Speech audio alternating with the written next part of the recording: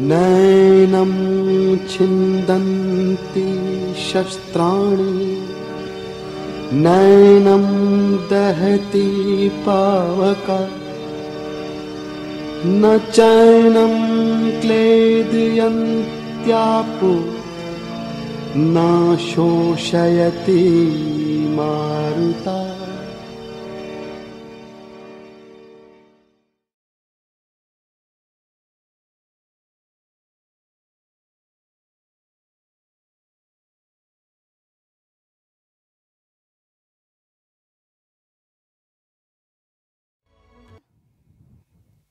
उपस्थित आप्त स्वकीय स्नेहीजनांचे मनपूर्वक स्वागत. अण्णांच्या 121व्या जयंतीचे औचित्य साधून आज या कार्यक्रमाचे आयोजन करताना आम्हाला अतिशय आनंद होतोय. अगदी अनौपचारिक आणि कौटुंबिक असे ह्या कार्यक्रमाचे स्वरूप आहे.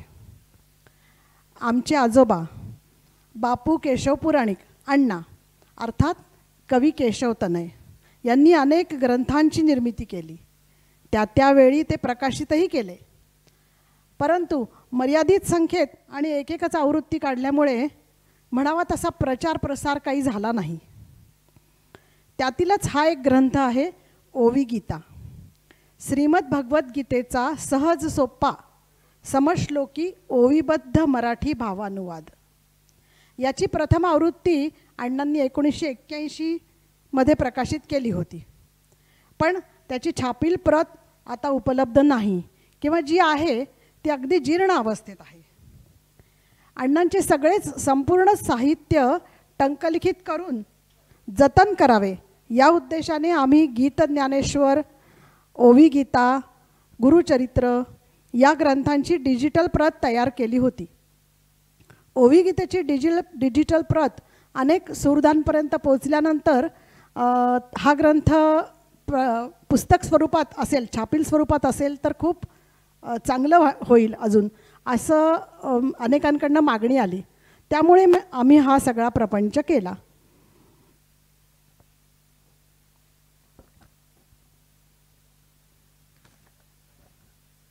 हा ग्रंथ स्वतः वाचण्यासाठी, संग्रही ठेवण्यासाठी तसेच स्नेहभेट देण्यासाठी अत्यंत उपयुक्त आहे असे वाटले, म्हणूनच हा सगळा प्रपंच केला आहे. आम्हा सगळ्या नातवंडांना आजोबांच्या या साहित्याची थोडीफार सेवा करायला मिळाली हे आमचे परम भाग्य आहे. आपण आता दीप प्रज्वलनाने कार्यक्रमाची सुरुवात करूया. ग्लानिर्भवति भारत.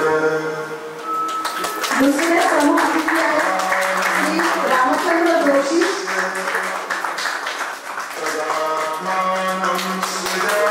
त्यानंतर मी आमच्या कुटुंबातले ज्येष्ठ श्रेष्ठ आणि या उपक्रमातील आमचे प्रेरणास्थान श्रीमती रजनी पुराणिक यांना पण दीपप्रज्वलनासाठी पुढे बोलावते. आणि आम्हाला दीपप्रज्वलनानंतर मंचावर आसनस्थ व्हावं अशी विनंती करते.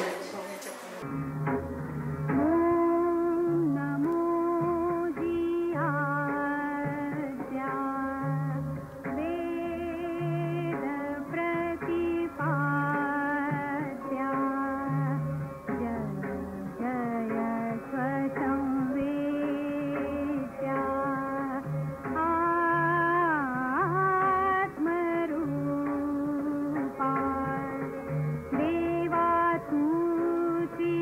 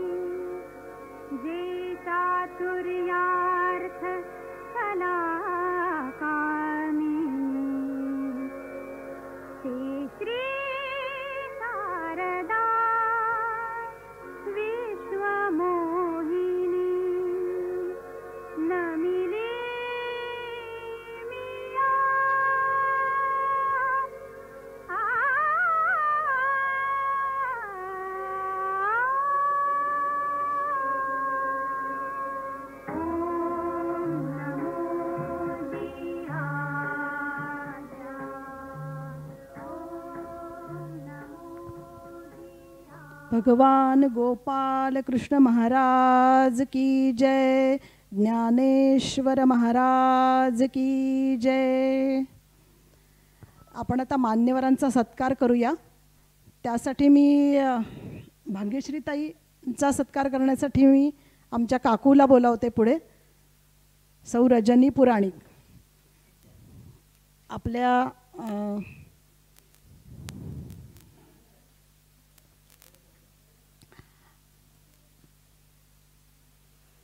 आणि रामचंद्र जोशींचा सत्कार करण्यासाठी मी आमचा भाऊ सूरज पुराणिक याला पुढे बोलावते. अण्णांच्याच गुरुचरित्र ग्रंथाची एक प्रत त्यांना आपण सदिच्छा भेट म्हणून देणार आहोत.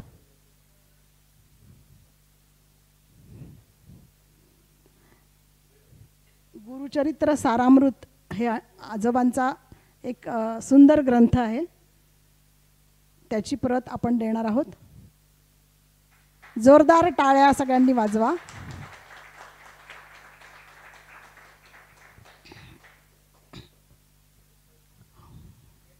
हो नाही, 1-2 मिनटं काका, बसा काका.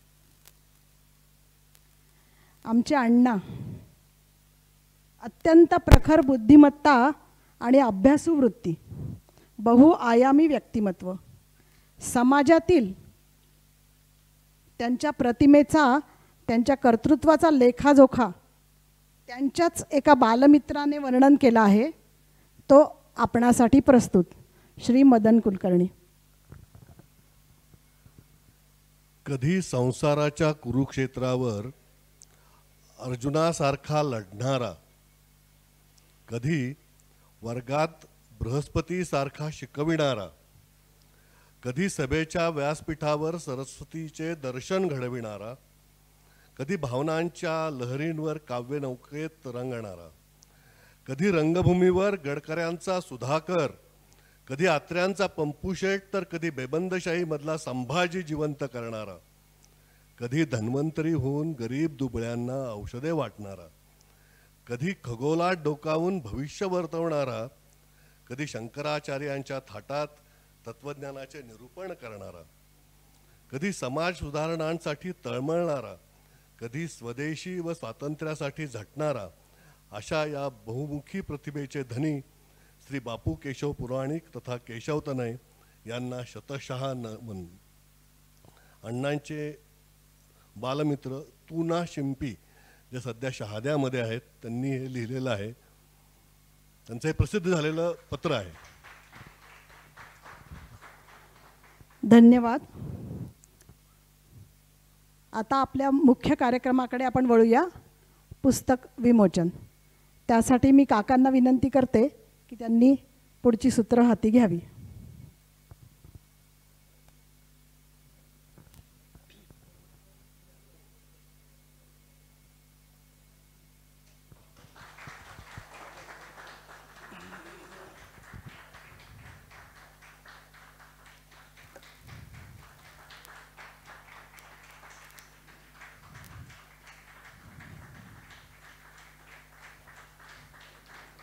वा,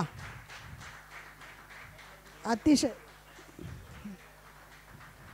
वा, अतिशय सुंदर सुबक असे देखणे पुस्तक आपल्याला कार्यक्रम संपल्यानंतर उपलब्ध होणार आहे. सगळ्यांनी जरूर घेऊन जा. अतिशय सुंदर पुस्तक आहे.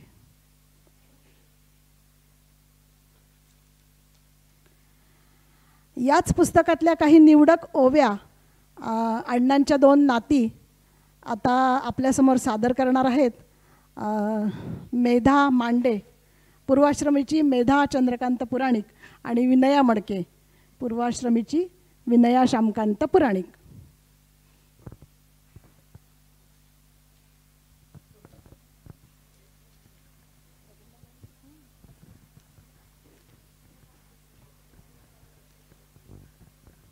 Hello hello hello hello. वसुदेवसुतं देवं कंसचाणूरमर्दनं देवकी परमानन्दं कृष्णं वन्दे जगद्गुरुं. मूकं करोति वाचालं पङ्गुल्लङ्घयते गिरिं. यत्कृपातमहं वन्दे परमानन्दमाधवम्. नारायणं नमस्कृत्य नरैः चैव नरोत्तमं. देवीं सरस्वतीं व्यासं ततो जयमुदीरयेत्. ॐ श्री परमात्मने नमः. अर्जुन म्हणाला, केशवा मी पाहतो येथ सारेच अशुभ आणि विपरीत. स्वजनास मारून युद्धात कल्याण काही दिसेना.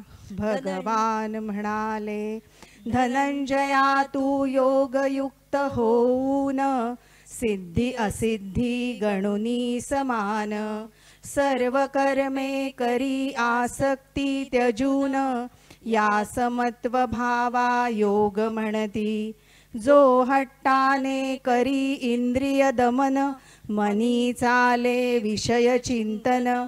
ऐसा पुरुष तो मूढ जाण दांभिक मिथ्याचारी.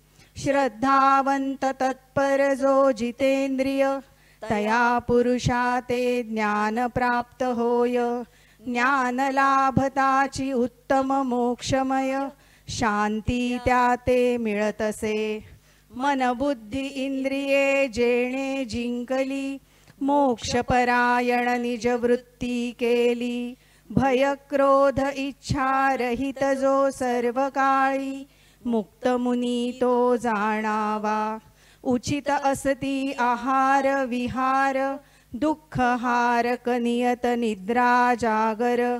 कर्मातही यथा योग्य आचार तेणेची योग साध्य होई. त्रिगुणात्मिका मम दैवी माया अति कठीण असे जी तरावया.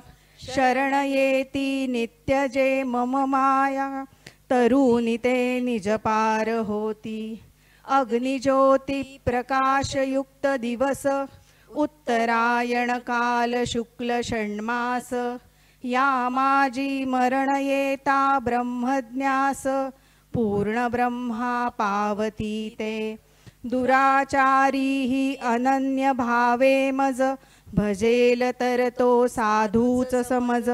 कारण यथार्थ निश्चयेती सज्ज प्रयत्नशील सन्मार्गी जो मज अनादि अजन्मा जाणतो आणि सर्व लोक महेश्वरही गणितो मानवात ज्ञानवंत पुरुष तो मुक्त होतो सर्व पापातुनी माझ्या प्रित्यर्थ जो कर्मे करीतो सर्व प्राप्तव्य मजलाची गणितो निस्संग निर्वैर सर्वा भूती मद्भक्त तो मज प्राप्त होतो पांडवा कारण अभ्यासाहुनी श्रेष्ठ ज्ञान ज्ञानाहुनी श्रेष्ठ ईश्वर ध्यान ध्यानाहुनी कर्मफल त्याग महान त्यागे तत्काळ शांती लाभे सर्व देह रूपी क्षेत्रात क्षेत्रज्ञ मीच जीवात्मा होय पार्था जाण क्षेत्र क्षेत्रज्ञाविषयी जे ज्ञान तेची सत्य ज्ञान माझ्या मते निष्कपट भावे मज जो पुरुष नित्य भजे तो या गुणत्रयास उल्लंघुनी ब्रह्म एकात्म योग्यतेस प्राप्त करी लीलया मानमोह संग दोषा ज्यांनी जिंकिले निष्काम जे आत्मरूपी नित्य रंगले सुख दुःखादि द्वंद्वातुनी जे सुटले पावती ते अक्षय पदा जो टाळूनि शास्त्रविधी मार्गास वर्ततो स्वच्छंद कामनावश लाभेना सिद्धी वा परमगती त्यास आणि सुखही मिळेना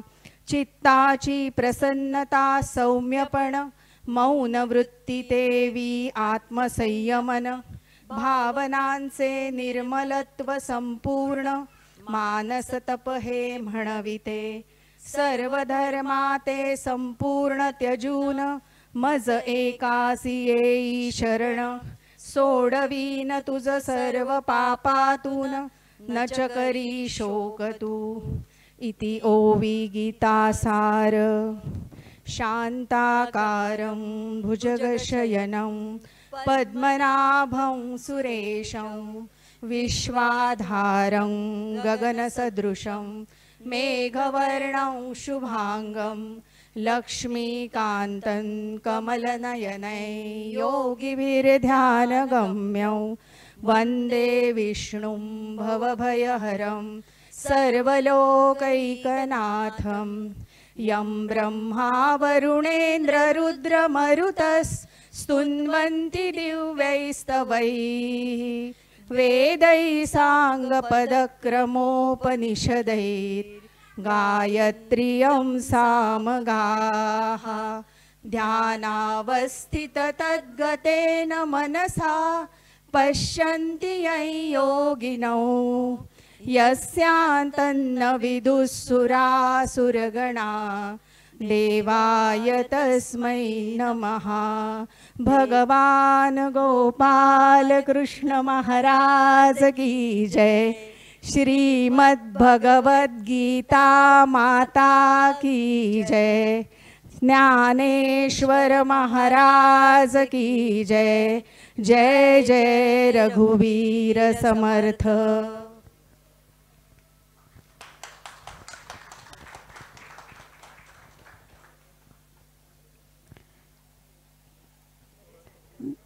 धन्यवाद धन्यवाद दोघींनाही। खूप सुंदर म्हटले, अतिशय स्पष्ट उच्चार।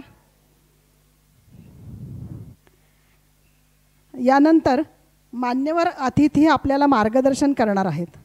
प्रथम मी सांगणार आहे भाग्यश्रीताई रेणावीकर यांना। भाग्यश्रीताईंनी मराठी व इंग्रजी या विषयांमध्ये MA BEd केलेले आहे। व्यवसायाने त्या शिक्षिका होत्या, किंबहुना आजही आहेत असेच म्हणावे लागेल।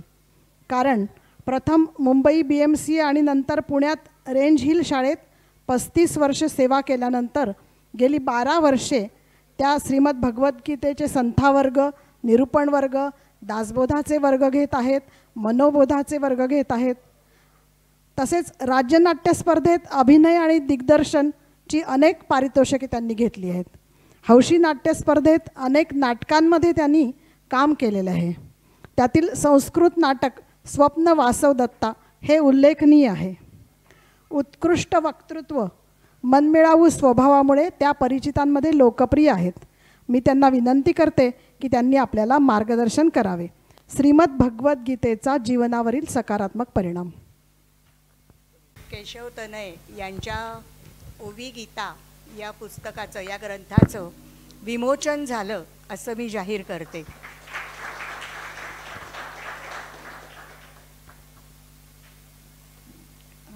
थोडंसं मलाच प्रथम बोलायला सांगितलं आहे. मला वाटलं इतर आधी कोणी बोलतील आणि मग मला बोलायची वेळ येईल. बघूया.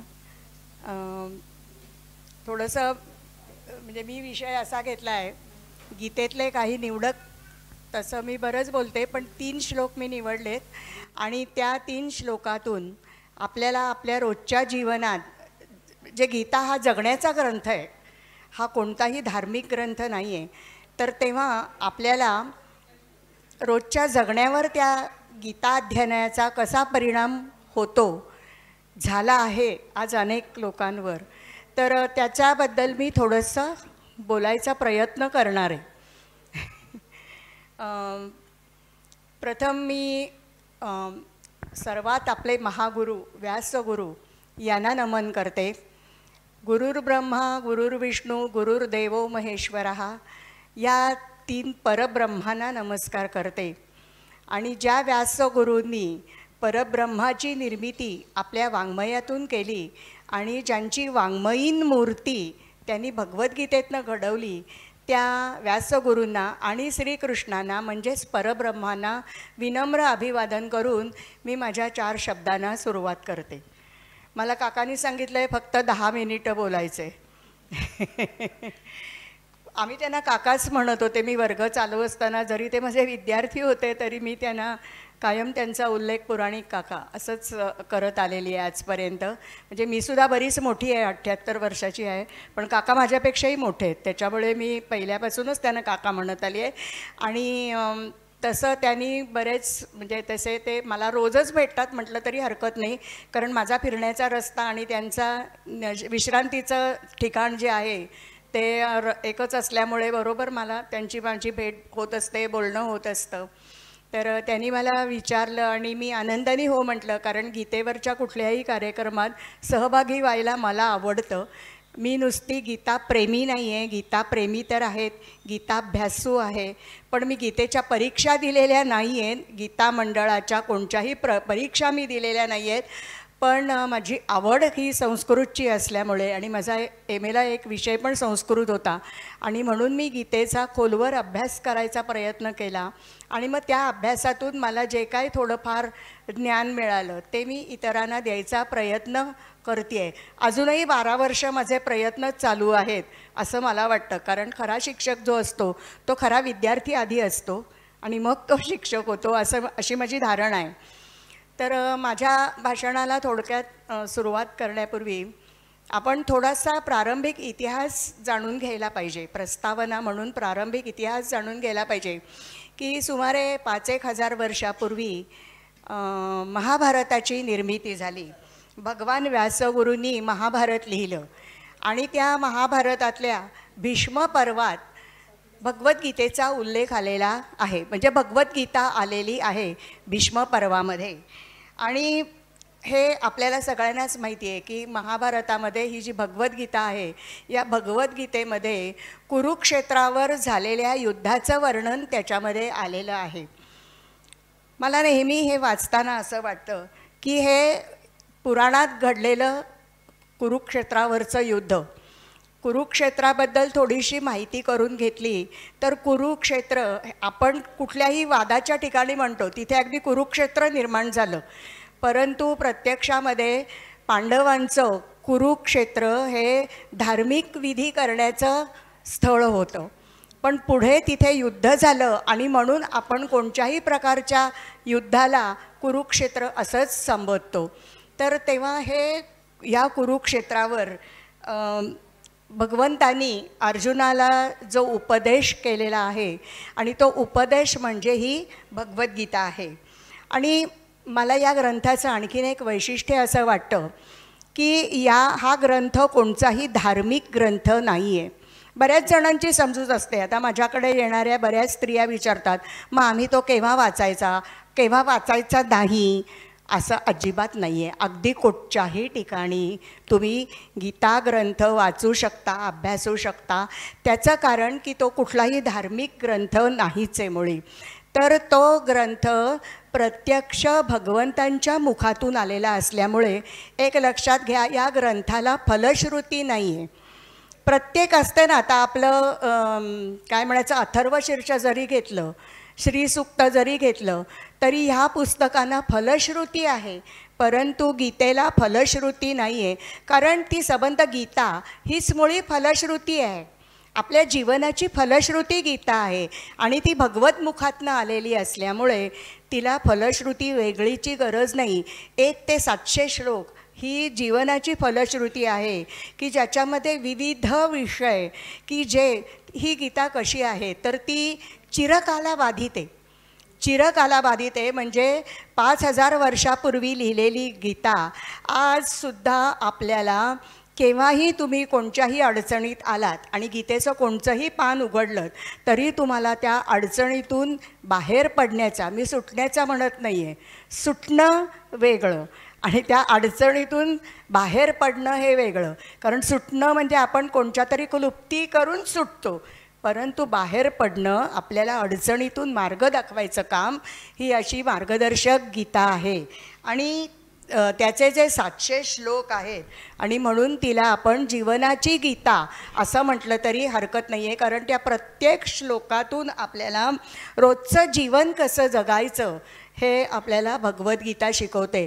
आणि म्हणून मी तिला धार्मिक तर सोडूनच द्या, पण मी तिला आचार ग्रंथ असं म्हणते. जसा दासबोध हा आचार ग्रंथ आहे तसा भगवद्गीता हा सुद्धा आचार ग्रंथ आहे. आता हा भगवंतांनी सांगितलेला, तर थोडंसं आपण भगवंत या शब्दाची फोड बघूया. तर भग म्हणजे काय? तर भग म्हणजे एक मिनिट विष्णू पुराणात याचा उल्लेख आहे. भग म्हणजे काय तर ऐश्वर्य, धर्म, त्याच्यानंतर यश, श्री, ज्ञान आणि वैराग्य. अशा या ज्या 6 गोष्टी आहेत, या 6 गोष्टींनी परिपूर्ण हे 6ही गुण ज्यांच्यात आहेत ते म्हणजे भग. आणि त्या 6 गुणांनी युक्त असे भगवंत. अशी भगवंत नामाची फोड विष्णू पुराणामध्ये केलेली आपल्याला आढळते. आपण एरवी म्हणतो ना बुद्धिवंत, प्रज्ञावंत, म्हणजे जो बुद्धिनिष्ठ आहे, प्रज्ञानिष्ठ आहे. तर तसं हे या 6 गुणांनी, या 6 ऐश्वर्यांनी, हे गुण म्हणजे मी म्हणेन ही 6 ऐश्वर्य आहेत की जी आपण सर्वांनी अंगीकारण्यासारखी आहेत. कोणची तर ऐश्वर्य, त्यासाठी आपण झटतच असतो कायम आयुष्यभर. त्याच्यानंतर ऐश्वर्य, धर्म, यश, श्री, ज्ञान आणि वैराग्य, या 6 गोष्टींनी युक्त म्हणून भगवंत. तेव्हा हा जीवनात आपल्याला मार्गदर्शन करणारा असा हा ग्रंथ आहे. या ग्रंथातून आपल्याला माहिती आहे की भगवंतांनी आपल्याला 3 मार्ग प्रतिपादन केलेच. सामान्य जनांना कळेल अशाच सोप्या संस्कृतमध्ये हा ग्रंथ आहे. आपल्याला असं वाटतं ना की हा खूप बोजड असेल, अवजड असेल, का तर भाषा संस्कृत आहे. परंतु तुम्ही जर इतर काही वेदांसारखे वगैरे संस्कृत ग्रंथ बघितलेत तर त्याच्यातली संस्कृत भाषा आणि गीतेची संस्कृत भाषा याच्यामध्ये खूप अंतर आहे. काय अंतर आहे तर ती आपल्या हृदयापर्यंत पोचणारी आहे. संस्कृत जरी असली तरी ते सोप्यातलं सोपं संस्कृत आहे. भले त्याच्यातलं आपल्याला व्याकरण जरी कळलं नाही तरी ज्या वेळेला आपण एखादा श्लोक वाचतो त्यावेळेला त्याच्यातला अर्थ, भगवंतांना काय सांगायचा आहे तो आपल्या हृदयापर्यंत पोचणारा आहे. आणि म्हणून ही संस्कृत गीता असली तरी ती अत्यंत सोपी आहे, समजायला एकदम सोपी आहे. आणि या गीतेमध्ये भगवंतांनी आपल्याला अर्जुनाच्या माध्यमातून 3 मार्ग सांगितलेत. बघा, जीवन जगत असताना आपण बऱ्याच वेळेला अर्जुन असतो म्हणजे आपल्याला अनंत प्रश्न पडत असतात. गीतेमध्ये अर्जुनाला अनंत प्रश्न पडतात.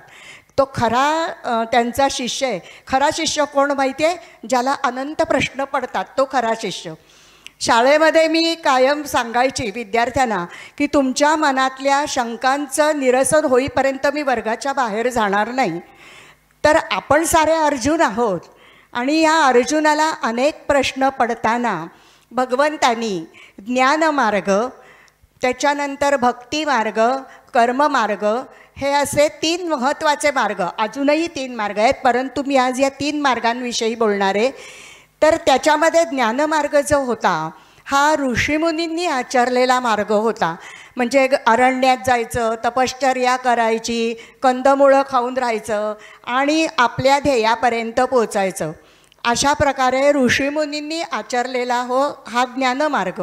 दुसरा मार्ग होता जो भक्तिमार्ग, जो सर्वसामान्यांसाठी संत ज्ञानेश्वरांनी भागवत धर्म स्थापन करून या भक्तिमार्गाचा प्रसार केला. पण आपल्यासारख्या सामान्यांना अत्यंत उपयोगी असा जर कोणता मार्ग असेल तर तो म्हणजे कर्ममार्ग. आपल्या वाट्याला आलेलं कर्म याचा अर्थ काम, हे लक्षात घ्या. मग ते कोणतंही असो, आपल्या वाट्याला आलेलं कर्म हे अत्यंत निष्ठेने, अत्यंत प्रेमाने, कुणाचाही वैरभाव, कुणाविषयी वैरभाव किंवा दुसऱ्याचं कर्म, एखाद्या वेळेला आपल्याला असं वाटतं की आपण हे तर करून बघूया असं म्हणून आपण जर दुसऱ्याचं कर्म करायला गेलो तर आपण त्याच्यामध्ये गडबड करतो. काहीतरी असं म्हणतात ना गुजरातीमध्ये की जेनो काम तेनो थाय, बीजा करेसू गोता खाय. तर अशी आपली अवस्था होते. तर तेव्हा आपल्या वाट्याला, हे बघा, मग ते वाट्याला आलेलं कर्म जन्मानी असो, आधीच्या जन्माच्या कर्मानी असो, आपल्या कर्मामुळे आपल्या गीतेने पुनर्जन्म मान्य केलेलाच आहे. त्याच्यामुळे आपल्याला हा जो जन्म मिळालेला आहे तो आपल्या गतजन्मींच्या कर्मानुसार आपल्याला भगवंतांनी सुसंस्कृत घरामध्ये जन्म दिलेला आहे. आणि त्या सुसंस्कृत घरात दिलेला जन्म असल्यामुळे आपण या सगळ्या ज्या भगवंतांनी मांडलेल्या कर्ममार्गाच्या संकल्पना आहेत या आपण खूप चांगल्या समजून घेतो. भगवंतांनी 3ऱ्या अध्यायात 8वा श्लोक जो आहे, नियतं कुरु कर्मत्वं कर्मज्यायो ह्य कर्मणः शरीरयात्रा पिचने न प्रसिद्धेद कर्मणः. नियत कर्म, नियत याचा अर्थ काय तर आपल्याला नेमून दिलेलं काम. आज हे करून बघू, उद्या ते करून बघू असं नाही. भगवंत म्हणतात नियत कर्म ओळखणं गरजेचं आहे. आपल्या वाटेला काम काय आहे. आता मी जर शिक्षिका आहे तर माझं शिक्षिकेचं जे काम आहे चांगले विद्यार्थी घडवणं, अभ्यासू विद्यार्थी घडवणं, चांगले ह्याचा अर्थ सर्वार्थाने चांगले, केवळ अभ्यास नाही, आचरणाने चांगले, विचाराने चांगले, असे सगळ्या प्रकारचे विद्यार्थी घडवणं हे जर माझं काम असेल तर ते माझं नियत कर्म झालं. आणि ते जर मी प्रामाणिकपणे, व्यवस्थितपणे आणि जाणून, प्रामाणिकपणे व्यवस्थितपणे हा माझ्या अभ्यासाचा विषय झाला, पण माझ्या वाट्याला हे जे कर्म आहे आता हेच का मला करावंसं वाटलं, कारण ती भगवंतांची इच्छा होती. आता मी काय म्हणायचं, शिक्षण क्षेत्राच्या ऐवजी मी दुसऱ्या कुठल्याही क्षेत्रात जाऊ शकले असते, पण नाही गेले. का तर ते माझं नियत कर्म होतं. तेव्हा आधी पहिल्यांदा आपलं नियत कर्म कोणचं आहे हे प्रत्येकाने ओळखायला पाहिजे आणि त्यानुसार आपण त्या कर्माचं आचरण केलं पाहिजे. एक कर्माचा सिद्धांत नावाचं पुस्तक आहे, मला वाटतं आम्ही आमचे वर्ग चालू असताना वाचायला सांगतो. त्यामध्ये फार सुंदर एक गोष्ट आहे धृतराष्ट्राची. धृतराष्ट्र अंध का झाला तर त्याच्या 51 जन्म आधी धृतराष्ट्राने एक जांभळाचं झाड जाळलं होतं. त्या झाडावर पुष्कळ पक्षी होते, पक्ष्यांची पिल्लं होती आणि ती सगळी त्याच्यात जळून गेली. तेव्हा ते पापकर्म भोगण्यासाठी पण धृतराष्ट्राचं त्याही कर्माचं संचित एवढं होतं चांगलं, संचित म्हणजे चांगलं बरं का, प्रारब्ध त्याचं होतं, संचिताचं प्रारब्ध होतं, पण संचित इतकं होतं धृतराष्ट्राचं की पुढे 50 जन्म त्यांचे चांगले गेले आणि 51व्या जन्मी ते आंधळे जन्माला आले आणि त्यांच्या 100 पुत्रांचं मरणही त्यांना पाहावं लागलं. हा कर्माचा सिद्धांत आहे. आपण ते पुस्तक नक्कीच सगळ्यांनी वाचलं असेल गीताभ्यासाने. आपल्याला प्रत्येक कर्माचं फळ हे तत्क्षणी मिळतं, काही तत्क्षणी मिळतं, काही काळानंतर मिळतं. तेव्हा हा जो कर्ममार्ग आहे, विद्यार्थी अभ्यास करतात, वार्षिक परीक्षेत पास होतात. गीता अभ्यासी आमची फेब्रुवारीमध्ये वर्ग सुरू होतात, डिसेंबरमध्ये त्यांच्या अभ्यासाचा तिथे परीक्षा होऊन निकाल लागतो. म्हणजे कुठल्याही गोष्टीला वेळ देणं, नुसता वेळ देणं नाही तर ते लक्षपूर्वक, जाणीवपूर्वक आणि मनापासून कर्म करणं. आणि असा जर आपण कर्ममार्ग अवलंबला तर निश्चितपणे उद्धरेदात्मनात्मानम, भगवंतांनी म्हटलेलं आहे की आपणच आपला उद्धार करायचा. आपल्याला वामनराव पैंचं वाक्य माहिती आहे की आपणच आपल्या जीवनाचे शिल्पकार, बरोबर आहे.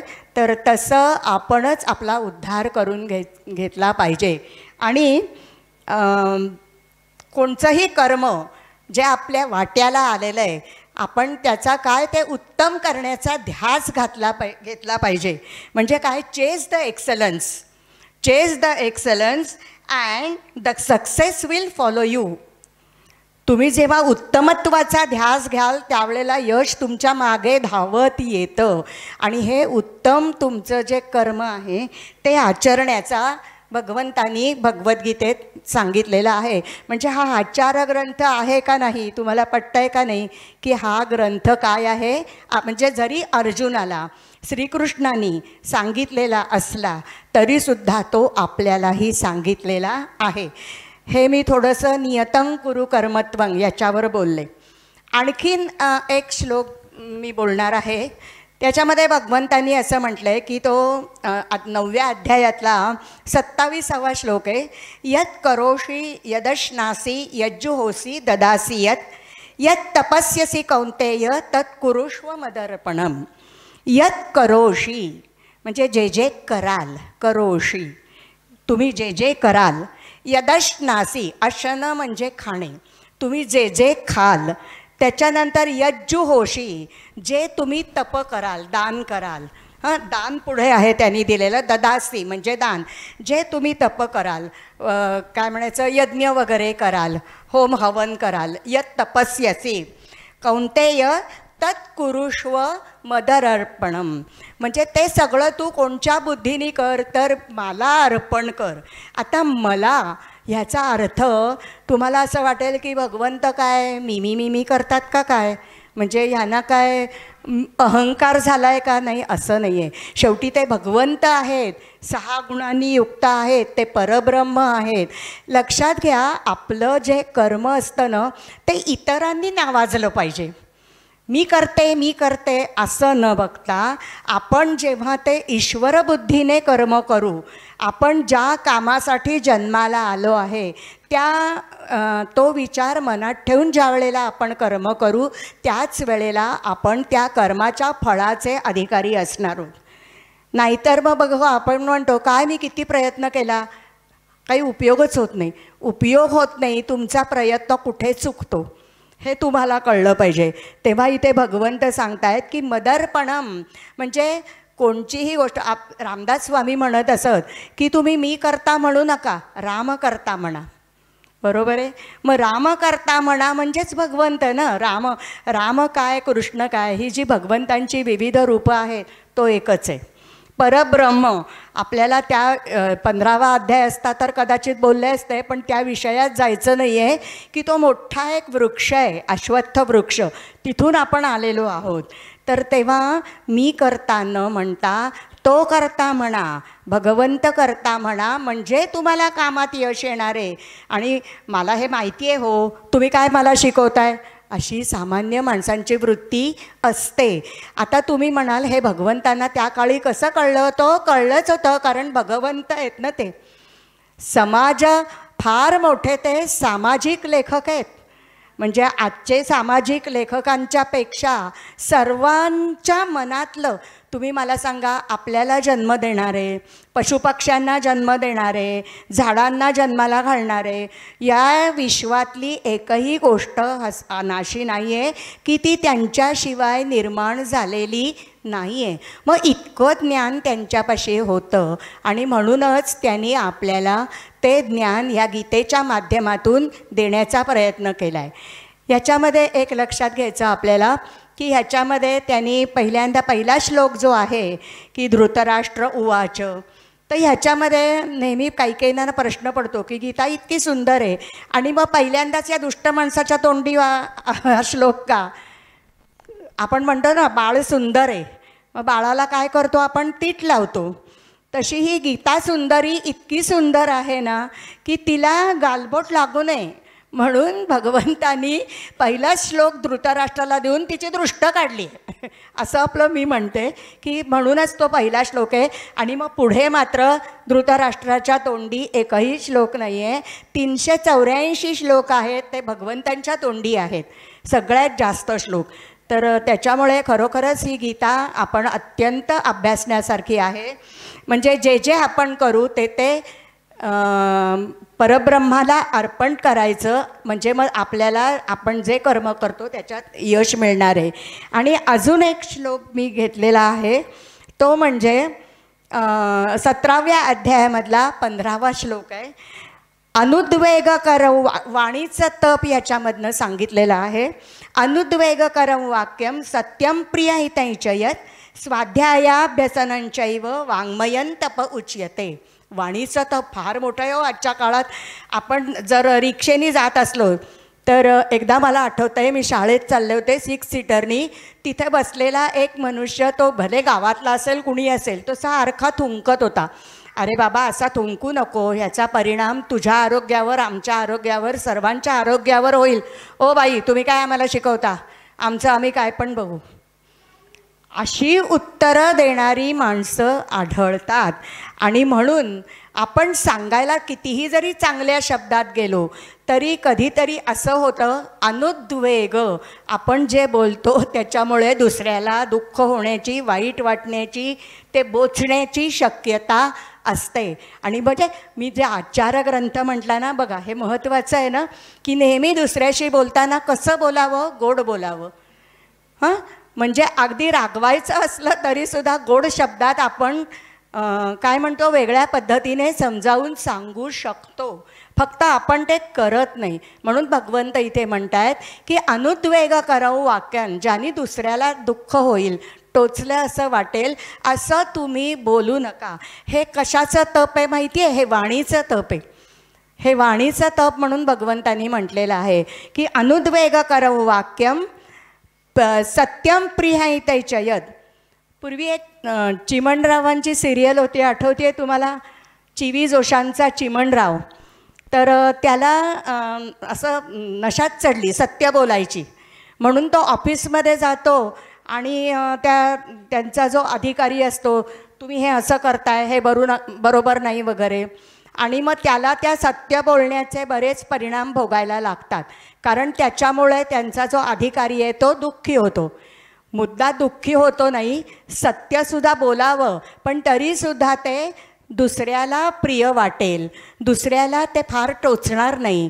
किंवा जशी औषधाची गोळी वर्ण लेप गोड ह्याचा दिलेला असतो, अशा पद्धतीने ते दुसऱ्याला सांगता आलं पाहिजे.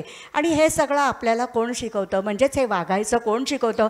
आपल्याला रोजच्या जीवनात येणारे अनुभव आपल्याला शिकवतात. आणि हे अनुभव आपल्याला या गीतेतून आणखीन अभ्यासायला मिळतात. आणि म्हणून म्हटलं की आपल्याला समृद्ध करणारी, आपल्याला अनुभव संपन्न करणारी आणि आपल्याला दैनंदिन जीवनात अत्यंत मदत करणारी अशी ही भगवद्गीता आहे. काकांच्या पिताश्रींनी जे पुस्तक लिहिलं, ज्याचं आज विमोचन झालं, खरोखरच मी थोडंसं ते वाचलं, पण अतिशय सुंदर आणि सोप्या शब्दामध्ये अगदी सहज कळेल. म्हणजे अगदी तुमच्याकडे सकाळी कामवाली बाई येत असेल, तिला सांगायचं, बाबा मी पहिल्या 4 ओव्या तुला वाचून दाखवते, ऐक बरं का तू, तर तिलासुद्धा त्याच्यातला अर्थ कळेल. इतक्या सोप्या पद्धतीने गीतेचं तत्त्वज्ञान त्यांनी सहजपणे या पुस्तकामध्ये मांडलेलं आहे. शेवटी गीता आपण जसं म्हणतो तो आचार ग्रंथ आहे, तसा तो तत्त्वज्ञानाचा पण ग्रंथ आहे. 15वा अध्याय, 16वा अध्याय, 17वा अध्याय, अगदी 13वा अध्याय क्षेत्रज्ञ विभागयोग, हे सगळे तत्त्वज्ञानावर आधारलेले ग्रंथ आहेत. परंतु काकांच्या पिताश्रींनी इतकं सोप्या शब्दात ते सांगितलं आहे की ज्यांना संस्कृतचं दडपण वाटत असेल त्यांनी जर हे पुस्तक वाचलं आणि अगदी रोजचे एक ठरवून 10 श्लोक वाचले तर 15 दिवसात त्यांची काय म्हणायचं गीतेचं वाचन होईल. आणि ते नुसतं वाचन नाही होणार, ते त्यांच्या मनापर्यंत जाईल. मग भले मूळ संस्कृत नसलं तरीसुद्धा त्यांना ते समजेल. तर गीताचं महात्म्य काय बोलावं हो, मला अजून 1 तास मिळाला तरी मी बोलेन, कारण शिकवतेचे आहे. पण मला खूप आवडतं ह्या विषयावर बोलायला. त्यामुळे काका जेव्हा मला बोलवायला आले तेव्हा मी ताबडतोब हो म्हणून म्हटलं की गीतेवर बोलायचे ना, मी येईन नक्की. मग त्याच्यात वेगवेगळे विषय आहेत. मग त्याच्यामध्ये व्यवस्थापन कसं, साधी गोष्ट आहे. आपल्याला रोजचं व्यवस्थापन करताना सध्या आपल्याला रोजच युद्धाचे प्रसंग, करोना काळात तर फार आपल्याला जगण्याचे युद्धाचे प्रसंग येत होते. मग अशा वेळेला आपण आपल्या जीवनाचं नियोजन कसं करावं इथपासून आम्हाला गीता शिकवते. मग असा जर शिकवणारा आमच्या उद्धारासाठीचा जो ग्रंथ आहे तो आम्ही का बरं नाही वाचायचा.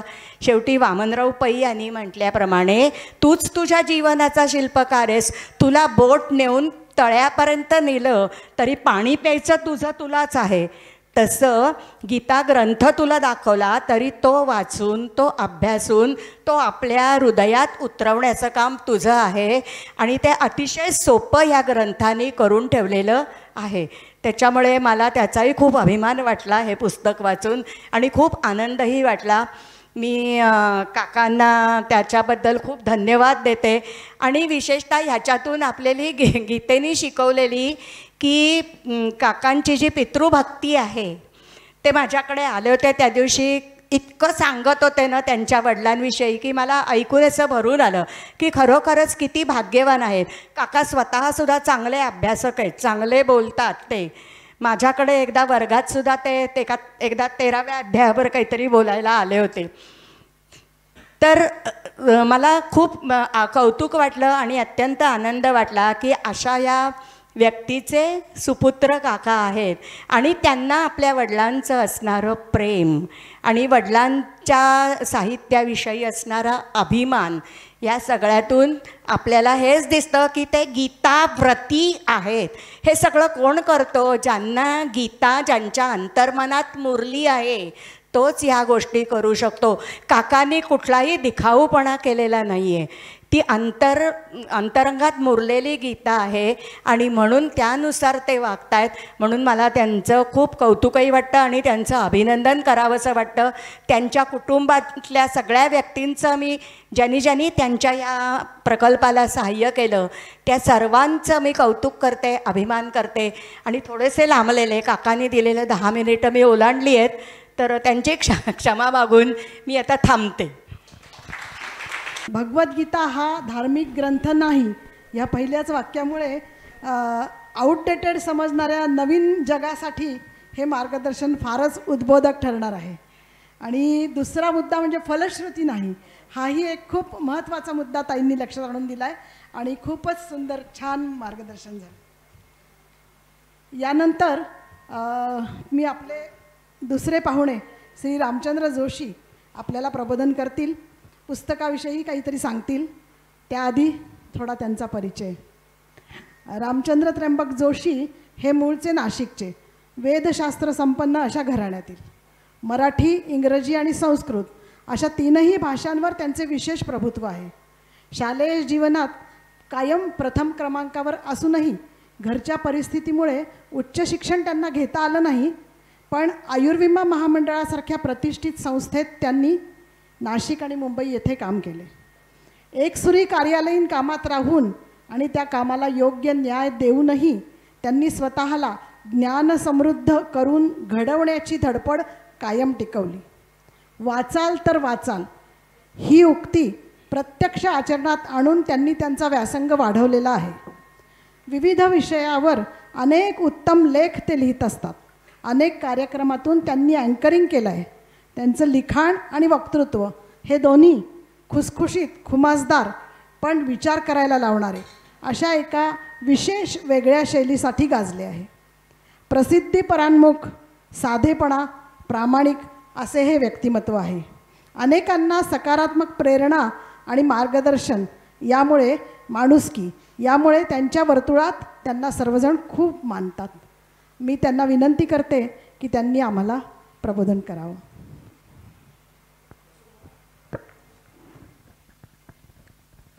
नमस्कार.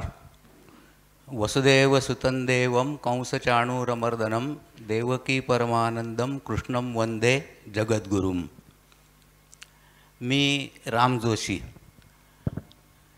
ते लोकशाहीर राम जोशी किंवा मुंबई विद्यापीठाचे कुलगुरू राम जोशी, त्यांचा आणि माझा दुरान्वयानेही संबंध नाही, ही गोष्ट लक्षात ठेवायची.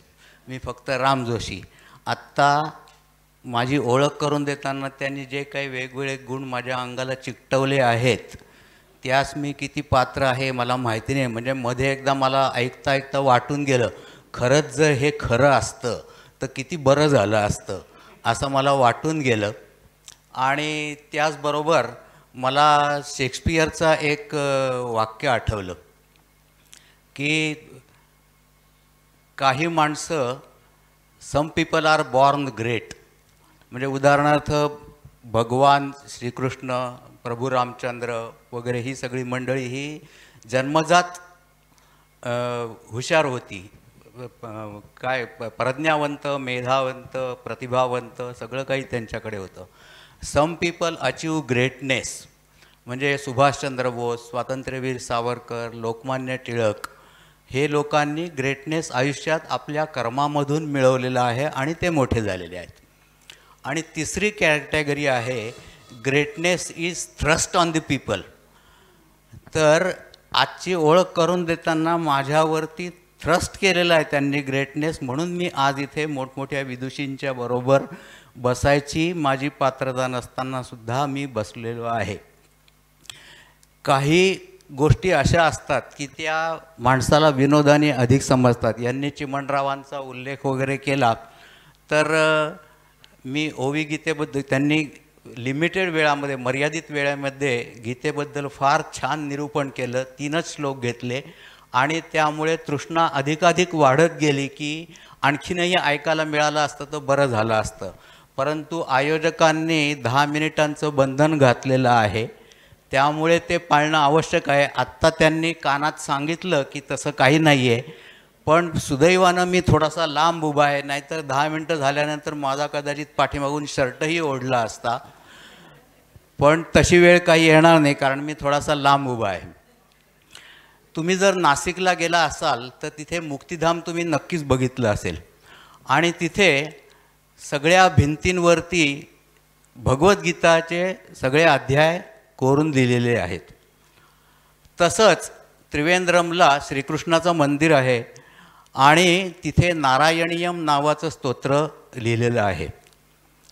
त्यात संकल्पना अशी आहे, थोडासा विनोदाचा भाग आहे परंतु फार शिकण्यासारखं आहे यातून, की संकल्पना अशी आहे की तो भक्त श्रीकृष्णाच्या समोर बसलेला आहे आणि तो त्याची स्तुती करतोय की वराहावतारात तुम्ही अमुक चांगलं केलं, आपलं हे कुर्मावतारात तुम्ही अमुक चांगलं केलं, वामनावतारात तुम्ही अमुक अमुक चांगलं केलं, परशुराम अवतारात तुम्ही वडिलांची आज्ञा पाळून जे काय त्यांनी करायला सांगितलं होतं ते सगळं केलं होतं.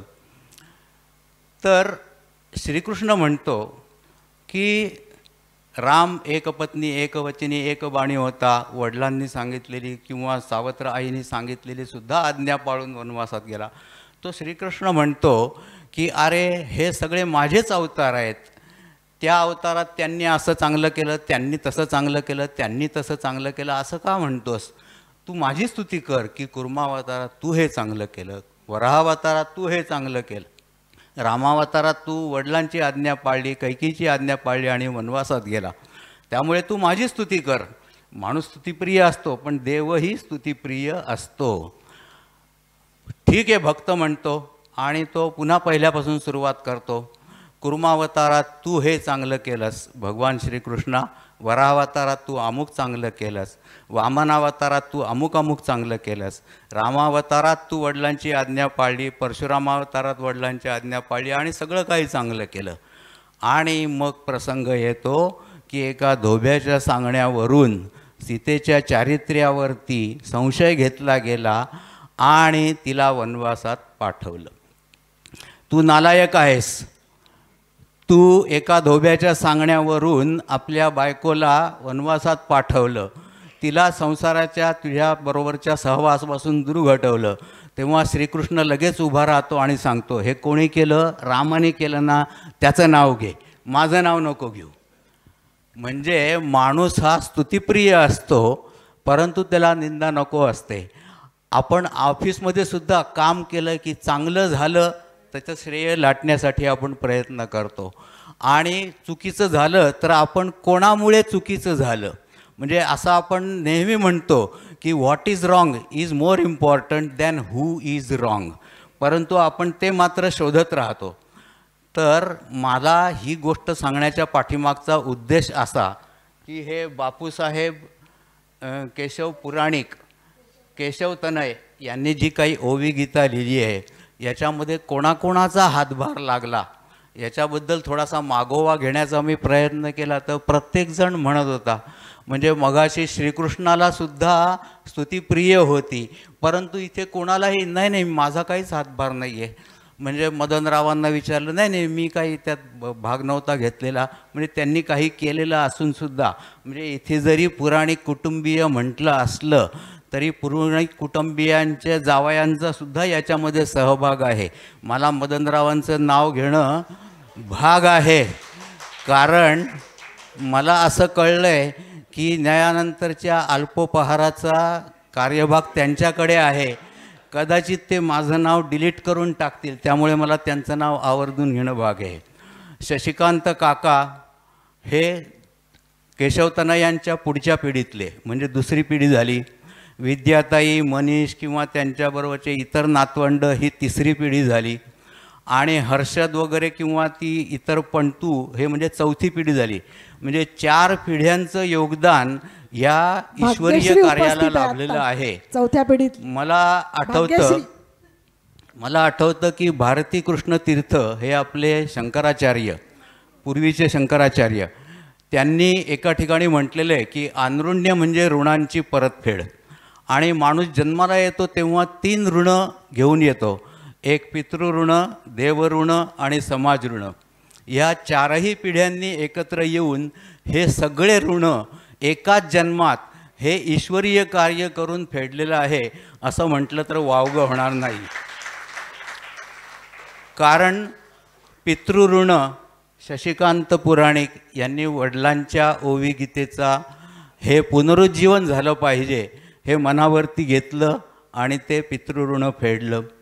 समाज ऋण, कारण ही ओवी गीता आता ताईंनी सांगितल्याप्रमाणे घराघरात जर पोहोचली तर समाज किती सुदृढ होईल आणि सशक्त होईल, म्हणून समाज ऋणसुद्धा फेडलं गेलेलं आहे. आणि देवऋण, कारण हे सगळं ईश्वरीय कार्य आहे त्यामुळे देवऋणसुद्धा फेडलं गेलेलं आहे. म्हणून आनृण्य म्हणजे ऋणांची परतफेड.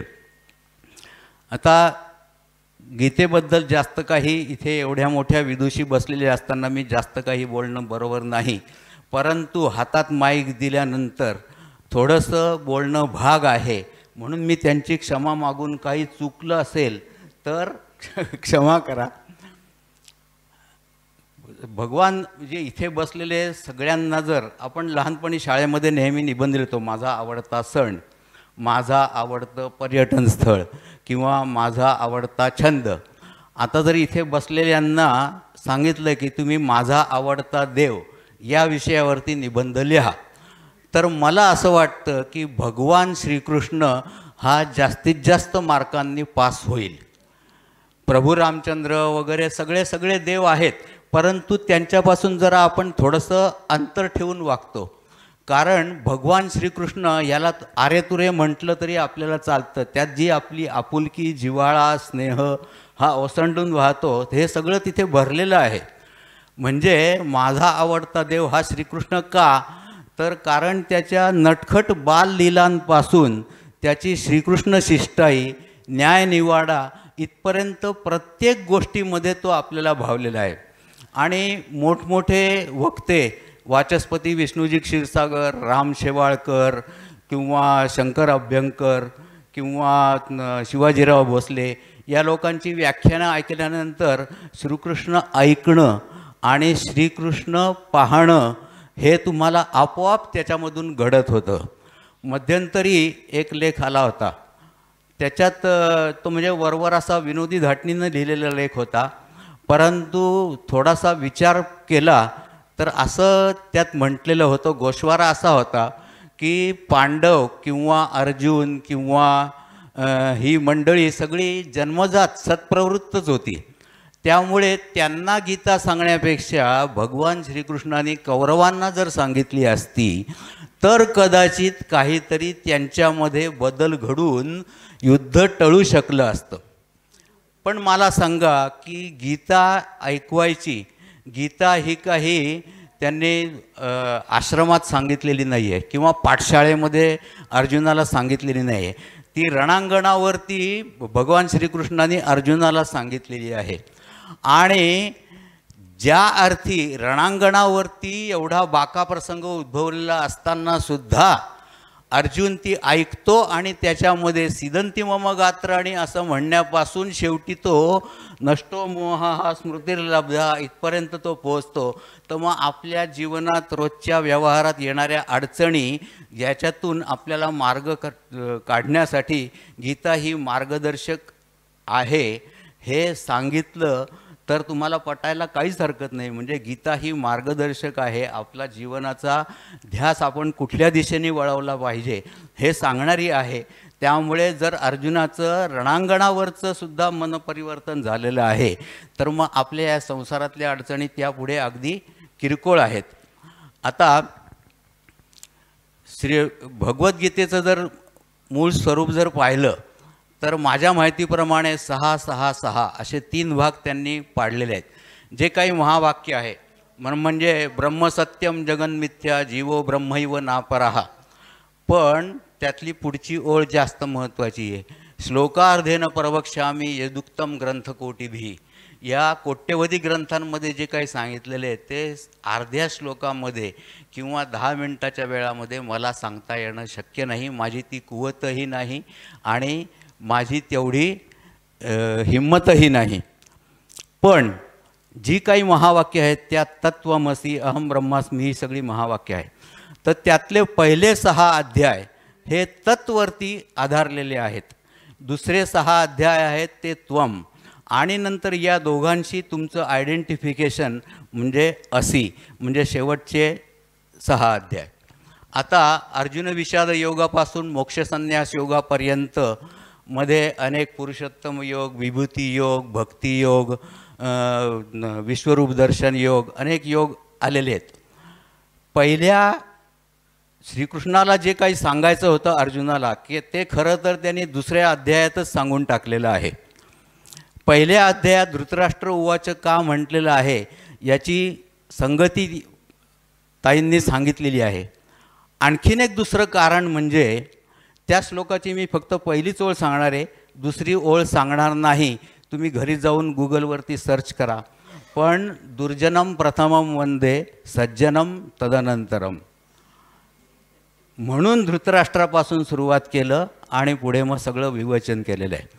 अर्जुनाला ही गीता सांगताना त्याला जो काही उपदेश करायचा होता तो भगवंतांनी दुसऱ्या अध्यायात श्लोक नंबर 11 पासून श्लोक नंबर 24 पर्यंत करून टाकलेला आहे. म्हणजे त्याच्यानंतर पुढे काहीही नाही. पण तरीही पुढे बाकीचे अध्याय काय आहेत तर कारण अर्जुन म्हणजे तुम्ही आम्ही गोंधळलेली अवस्था आहे, परंतु कुतूहल आहे की खरं काय आहे ते जाणून घेण्याची त्याच्यामध्ये इच्छा आहे. त्यामुळे मला नेहमी असं वाटतं की आता कृष्ण म्हणतो की बहुनी मे व्यतीतानी तव चार्जुनम, माझेसुद्धा अनेक जन्म झालेले आहेत आणि तुझेही अनेक जन्म झालेले आहेत. त्यामुळे पहिल्या म्हणजे त्या कुरुक्षेत्रावरती गीता सांगायला सुरुवात केली तेव्हा आपले जर अनेक जन्म झालेले आहेत तर तेव्हा कदाचित तुमच्यापैकी कुणीतरी किंवा मी आपणसुद्धा तिथे अर्जुनाच्या रूपात कदाचित असण्याची शक्यता आहे. म्हणजे we are descendants of that great Arjuna. कारण आपल्या शंका अजूनही संपलेल्या नाही आहेत आणि भगवान श्रीकृष्णाने सुद्धा त्यामध्ये कधीकधी गोंधळ घालण्याचा प्रयत्न केलेला आहे. तो कधीही चुकीचं सांगणार नाही हे खरं आहे, पण पहिल्या 6 अध्यायांमध्ये ज्ञानमार्ग म्हणजे किती मोठा आहे हे सगळं त्यांनी सांगितलं. आणि नंतर जेव्हा भक्तियोग येतो तेव्हा तो म्हणतो की नाही, भक्तियोग हा ज्ञानयोगापेक्षा मोठा आहे.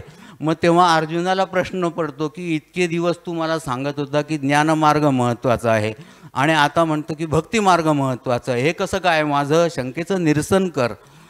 तर तो म्हणतो की तुम्हाला जर इथून मदन कुलकर्णींच्या घरी जायचं असेल तर हा एक रस्ता आहे आणि हा एक रस्ता आहे. या रस्त्यावर बरेच खड्डे खुड्डे आहेत, पण शेवटी तुम्ही घरी जाणार आहात. हा दुसरा रस्ता जो आहे तो व्यवस्थित कॉन्क्रीटने बांधलेला आहे आणि तुम्हाला तो व्यवस्थित कमी वेळात घरी घेऊन जाईल. आता ज्ञानमार्ग हा तसा अवघड मार्ग आहे, त्याच्यातीने तुम्ही तुमची मंजिल गाठणार आहातच, पण भक्तिमार्गामध्ये you just surrender yourself. तुम्ही जे काही काम करणार आहात ते निष्ठेने पार पाडा आणि जे काही चांगलं वाईट होणार असेल ते भगवंताच्या चरणी अर्पण करून टाका. हा सोपा मार्ग आहे, त्यामुळे भक्तिमार्ग श्रेष्ठ आहे. ज्ञानमार्गामध्ये अडचणी किती? आता श्रवण मनन निदिध्यास, श्रवण करून किंवा मनन करून तुम्ही मोठे शास्त्री व्हाल, पंडित व्हाल, परंतु निदिध्यास जोपर्यंत त्या गोष्टी तुमच्या स्वतःच्या आचरणात येत नाहीत तोपर्यंत तुम्हाला मोक्षप्राप्ती मिळणार नाही. म्हणजे purity of mind is the most important factor. की तुम्ही श्रवण मनन केल्यानंतर निदिध्यास त्या गोष्टी, 7व्या अध्यायाचं एका वाक्यामध्ये छोटंसं निरूपण करायचं म्हटलं तर लिव्ह व्हॉट यू लर्न. जे काय तुम्ही शिकता ते तुमच्या आचरणात आलेलं बरं. आणि संपूर्ण भगवद्गीता ही जी 700 श्लोकांची आहे याचं एका शब्दात जर निरूपण करायचं म्हटलं तर तारतम्य. प्रत्येक ठिकाणी तारतम्य तुम्ही बाळगलं, सारासार विवेक आणि नीतिमत्ता ही जर वापरली तर तुम्हाला योग्य तो मार्ग नक्कीच सापडेल. आता ज्ञानमार्गामध्ये श्रवण मनन निदिध्यास सांगितलं, त्याचप्रमाणे यमनियम हे सुद्धा आहे. यमनियम, आसन, प्राणायाम, प्रत्याहार, नंतर धारणा, ध्यान आणि समाधी हे सगळे मार्ग आहे. म्हणजे हे सगळे मार्ग तुम्हाला विषयी, पामर, साधक आणि सिद्ध याच्यापासून साधकापर्यंत आणलेलं आहे. याच्यापुढे हे सगळं तुम्ही पाळलं तर तुम्ही सिद्ध पुरुष वगैरे होणार आहात. म्हणजे खरंच खडतरच मार्ग आहे. शिवाय या षटसंपत्ती पण आहे. म्हणजे तुम्ही विवेक, वैराग्य, विशुद्ध चित्तम, प्युरिटी ऑफ युअर माइंड हे असणं महत्त्वाचं आहे. आणि षटसंपत्ती म्हणजे शम, दम, तितिक्षा, उपाहार, समाधान आणि श्रद्धा. श्रद्धा ही तुमच्या असले म्हणजे सश्रद्ध असावं, अंधश्रद्ध नसावं. सश्रद्ध असाल तर तुम्हाला या सगळ्या गोष्टी पार करून भगवंतापर्यंत पोहोचता येण्याची शक्यता आहे. आता जास्त काही मी निरूपण करावं किंवा ताईंनी जे सांगितलं आहे त्याच्या पुढे जाऊन आणखीन काही सांगावं असं काही नाही आहे. त्यामुळे विभूती योग किंवा एक जे अद्वैत वेदांतामध्ये विवेकानंद किंवा रामकृष्ण परमहंसांनी म्हणलं आहे तेच गीतेमध्ये सांगितले आहे की तुम्ही धर्म, पुण्य, सुख हा फॉर्म्युला आहे. तुम्ही धर्माचरण जर केलं तर तुमच्या वाट्याला पुण्य येईल आणि साहजिकच तुम्ही आयुष्यात सुखी व्हाल. याची करॉलरी दुसरा भाग म्हणजे अधर्म, पाप आणि दुःख. तुम्ही अधर्माने जर वागलात तर तुमच्या वाट्याला निश्चितपणे पाप येणार आणि तुम्ही दुःखी होणार. हा कर्माचा सिद्धांत याच्यातलाच उपसिद्धांत आहे असं म्हणायला हरकत नाही. तर जास्त काही मला वाटतं वेळेची मर्यादा पण मी ओलांडलेली आहे, त्यामुळे आता जास्त काही बोलू इच्छित नाही. तुम्हा सगळ्यांना येथून पुढचं आयुष्य सुखाचं, समाधानाचं, समृद्धीचं, आनंदाचं जावो आणि तुमचं जीवन भगवंतमय होत राहो. एका स्वामींना विचारलं होतं की ते असेच क्लास वगैरे घ्यायचे की मी गीता शिकायला आलेलो आहे आणि किती दिवसात आटोपेल. आटोपेल हा शब्द म्हटल्यानंतर स्वामींनी सांगितलं त्यांना की तुम्ही जाऊ शकता, कारण गीता ही काही कादंबरी वाचून आटोपण्याची गोष्ट नाही आहे, ती शिकत राहण्याची गोष्ट आहे. म्हणजे हे तुम्ही काल वाचलं, आज वाचणार, उद्याही वाचत राहायचं आहे. त्यामुळे हे कधी संपणार नाही. जब तक सांस चलेगी तब तक गीता का पठन चलेगा.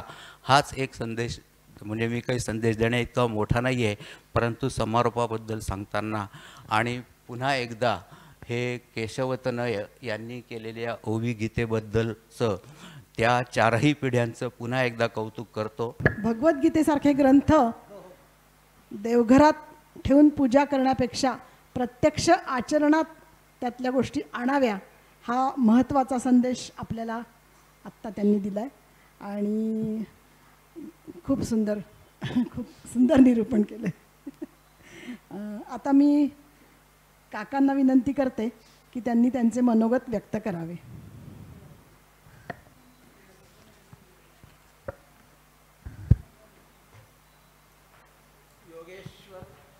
योगेश्वर भगवान श्रीकृष्णांना वंदन करतो.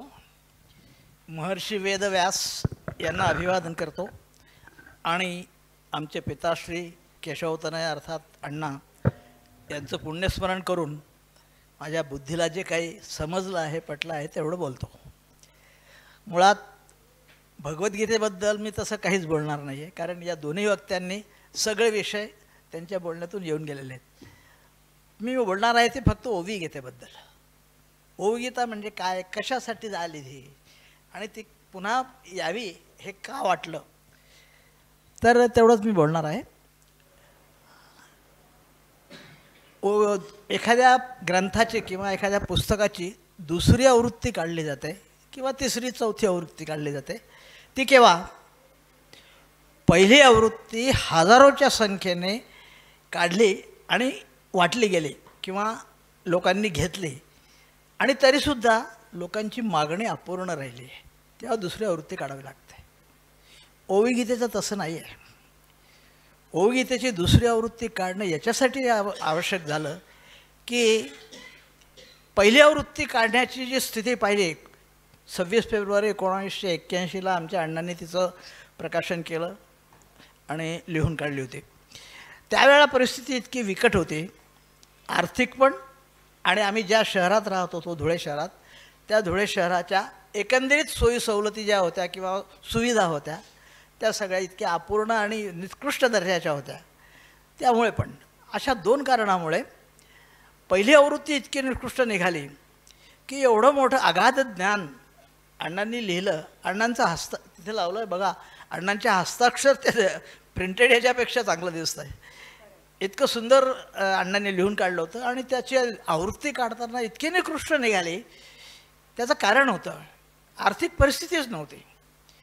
500-700 प्रती काढायच्या जरी म्हटल्या असता तरी त्यावेळेला 5,000-1,000 रुपये लागायचे, 5,000-7,000 रुपये लागायचे आणि तेवढे उभे करणंसुद्धा अण्णांना किंवा अण्णांच्या परिवाराला किंवा अण्णांच्या मित्रपरिवाराला सुद्धा शक्य नव्हतं. कारण अण्णांचे मित्रपरिवारसुद्धा सामान्य परिस्थितीतले होते. सगळे शिक्षक होते, कोणी शेतकरी होते, कोणी खाजगी छोटासा व्यवसाय करणारे होते. त्यामुळे असं कोणी प्रायोजक मिळाला नाही किंवा मिळणार नाही असा काळ तो नव्हता. त्यामुळे मग काय, पण त्यांच्या मित्रपरिवाराने हे निश्चितपणे ठरवलं होतं की हे अगाध ज्ञान जे आहे हे वाया जाऊ द्यायचं नाही, हे चिरकाळ टिकलं पाहिजे, याच्यासाठी हे छापील स्वरूपातच आलं पाहिजे. अशी जेव्हा त्यांनी इच्छा व्यक्त केली तेव्हा अण्णांनी सांगितलं माझं काहीच म्हणणं नाही, तुम्ही छापील करा, आणखी काय वाटेल ते करा, आर्थिक परिस्थिती माझी नाही तुमची नाही, मग करणार कशी. मग त्या लोकांनी वेगवेगळ्यातल्या व्यवसायातल्या लोकांच्या आपल्या सोर्सेस वापरून, आपले परिचय वापरून कागद पुरवठा करणारा नाही मर्चंटने, मोठ्या मर्चंटने मोफत पुरवला. त्यानंतर काळी शाई लागते काहीतरी, त्यावेळचं ते अजस्त्र यंत्र तुम्ही पाहिलेलं नसेल कदाचित आत्ताच्या पिढीने. छापखाना जो असायचा पूर्वीचा तो डायनोसॉरसारखं मोठं यंत्र असायचं आणि त्याच्यामध्ये ते असे बॉक्स केलेले असायचे, त्याचे खिळे असायचे, खिळे अक्षरांचे खिळे. ते खिळे त्या छिद्रांमध्ये घालायचे. काही काही अक्षरं त्याच्यात सापडतही नव्हते किंवा काही चुकीचे पण लावले जायचे. असे ते खिळे त्याच्यात घालायचे, शाई होताची, त्याच्यावर ते कागद फिरवायचे, 2 चाकांवर ते फिरायचं आणि ते निघायचे. इतकी निकृष्ट प्रतीची फक्त मजुरी त्या कामगारांना देण्यासाठी, कारखान्यातल्या छापखान्यातल्या कामगारांना देण्यासाठी कोणीतरी मदत करावी 2 रुपये. तर त्यावेळेला 2 रुपयापासून 10 रुपयापर्यंत 20 रुपयापर्यंतची देणगी आम्ही अण्णांनी त्यांच्या मित्रमंडळींनी सगळ्यांनी जमा केली होती. आता त्यावेळेचे 2 रुपये म्हणजे आजचे 200 रुपये आहेत, जवळजवळ 2000 रुपये आहेत. 81 सालचे 2 रुपये म्हणजे फार फार मोठी किंमत होती 2 रुपये देण्याला सुद्धा. त्यामुळे अशा पद्धतीने तो 1-2-4 हजार काहीतरी उभे केले आणि त्या मजुरांचा पगार वगैरे दिला. तात्पर्य काय होतं की त्यावेळेला अशी परिस्थितीच नव्हती. धुळ्यामध्ये कुठलंही आधुनिक तंत्रज्ञान छपाईचं पोचलेलं नव्हतं किंवा एखाद्या ठिकाणी पोचलं असेल तर ते घेण्याची किंवा ते वापरण्याची ऐपत नव्हते. त्यामुळे ते वापरू शकत नव्हतो आम्ही. पण तरीसुद्धा दुर्दम्य इच्छा मित्रमंडळींची की हे अगाध ज्ञान चिरकाल टिकवण्यासाठी छापून प्रसिद्ध करणं हे आवश्यकच आहे. नाहीतर हे हस्तलिखित कुठेतरी पडून राहील, कोणी त्याच्याकडे लक्ष देणार नाही आणि ते सगळं वाया जाईल. म्हणून मग अगदी 2 रुपयापासून 20 रुपयापर्यंत वर्गणी जमा केली आणि ते एकंदरीत छापलं. पण आता काय असतं, जी गोष्ट फुकट मिळते ती पौष्टिक असते असं म्हणतात. फुकट तेवढं पौष्टिक हे पु ल देशपांडेंनी म्हटलं होतं. आता कागद देणारा माणूस कशासाठी तुम्हाला चांगल्या प्रतीचा कागद दिला हो, त्याला 1 पैसाही मिळणार नाही त्याच्यामध्ये, तो व्यापारी आहे. अत्यंत निकृष्ट दर्जाचा कागद, वर्तमानपत्राचा कागदसुद्धा त्याच्यापेक्षा चांगला. आज जर आम्हाला एक प्रत मिळाली तिची, ज्या काय 400-500 प्रती त्यावेळेला काढल्या होत्या, त्या सगळ्या अशा वाटून देण्यामध्ये गेल्या. अण्णांनी कुठेही विक्री केली नाही त्याची. 5 रुपये काहीतरी नॉमिनल किंमत त्याला ठेवली होती, पण कुठेही ती विकली गेल्याची किंवा कोणी विकत घेतल्याचं मी ऐकलेलं नाही. कारण त्या आमच्याच घरात पडलेल्या होत्या सगळ्या गठ्ठे आणि जो येईल त्याला अण्णा देऊन टाकायची, हे घ्या तुम्ही वाचा. मी थोडंसं तांत्रिक बोलतो आहे. या दोघांनी फार प्रबोधन केलेलं असल्यामुळे मी जास्त प्रबोधनात्मक बोलणार नाही. काही मी जे काही वस्तुस्थिती होती आणि आता आहे तिचं फक्त तांत्रिक तुम्हाला स्वरूप सांगतो आहे. त्यामुळे थोडासा वेळ कदाचित जास्त लागू शकेल, तेवढं आपण सहन करावं एवढी अपेक्षा आहे. तर अशा तऱ्हेने ती हे निघाली, पहिली आवृत्ती निघाली. पण ती कोणी कोणी नेली आणि तिचं काय केलं पुढे, त्याचा उपयोग करून घेतला की नाही, गीतेचं ज्ञान कोणाला मिळालं का नाही त्याच्यातनं, याचासुद्धा काहीही मागमूस नाही, कोणाला पत्ताही नाही. हाऊस म्हणून नेली, फुकट मिळते घेऊन चला आणि ठेवली कपाटामध्ये. आणि आता जे शोधायला सुरुवात केली तर कुठे मिळेल नव्हती. आमच्या घरातसुद्धा नाही. त्याची आवृत्ती, पहिली आवृत्ती असल्याशिवाय दुसरी काढणार कशी काय. तर आमच्या एका चुलत भावाकडे हस्तलिखित सापडलं त्याचं, त्याने हस्तलिखित आणून दिलं. 1-2 लोकांकडे अशी जीर्ण झालेली अगदी पहिली आवृत्ती सापडली, ती पण त्यांनी आणून दिली. पण इतकी वाईट अवस्था त्या आवृत्तीची की अशी उघडली तर तुकडे पडायचे कागदाचे, इतका निकृष्ट दर्जाचा कागद तो, आणि असा भुसा पडायचा त्याचा. मग किती कठीण काम होतं. अशा पुस्तकातून पुन्हा नवीन लिहून काढणं किंवा पुन्हा टाईप करणं अत्यंत कठीण काम होतं. पण हे काम आमच्या पुढच्या पिढीनं पेललं. यांनी जेवढं सांगितलं तसं काही माझं योगदान फार याच्यात काही नाही आहे.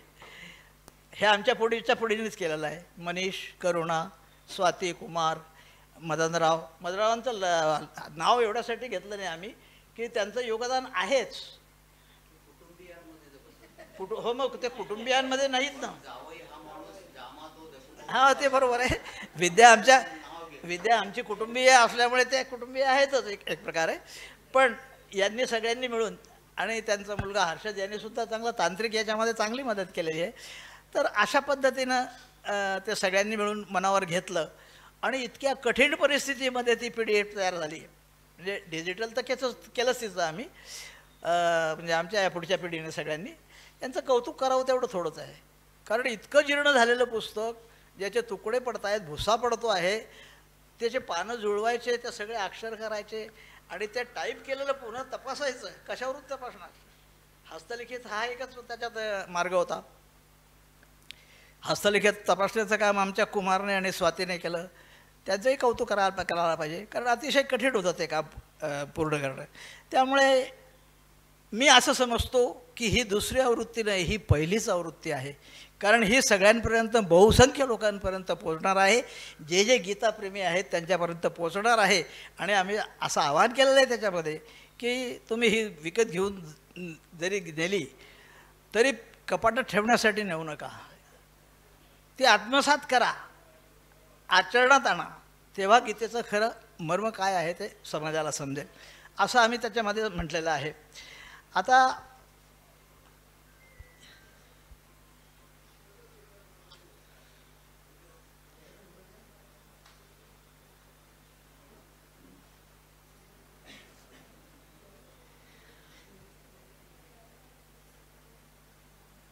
दोन प्रश्न महत्त्वाचे या गीतेबद्दल, ओवी गीतेबद्दल लोकांच्या मनामध्ये निर्माण होतात.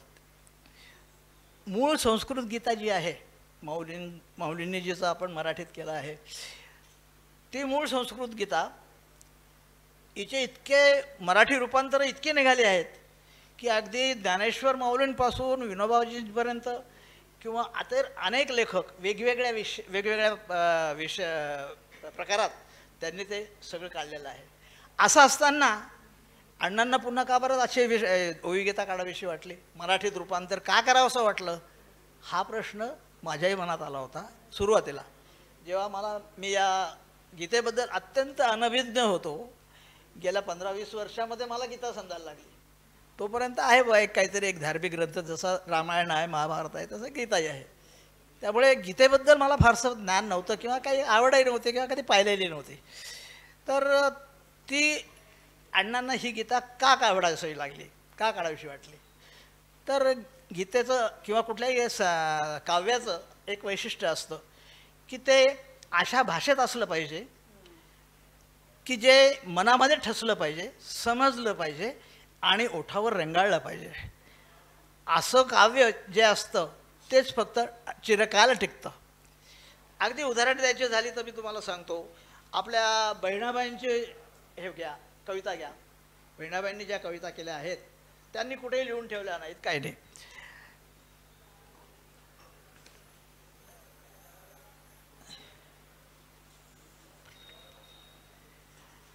आणि मग ओवी हा जो छंद आहे, या ओवी छंदाचेही 2-3 प्रकार आहेत. जात्यावरच्या ओव्या वेगळ्या असतात. पहाटे ह्याच्यामध्ये भगवंतांचं स्मरण करतो किंवा ईशस्तवर होतो, प्रार्थना होते सकाळची, त्याच्या ओव्या वेगळ्या असतात. त्या सगळ्या याच्यावर अवलंबून असतात, रागांवर अवलंबून असतात. आणि अनेक आध्यात्मिक ग्रंथ जे लिहिले जातात ते सुद्धा ओवीमध्येच लिहिले जातात. बरेचसे ग्रंथ ओव्यांमध्येच असतात.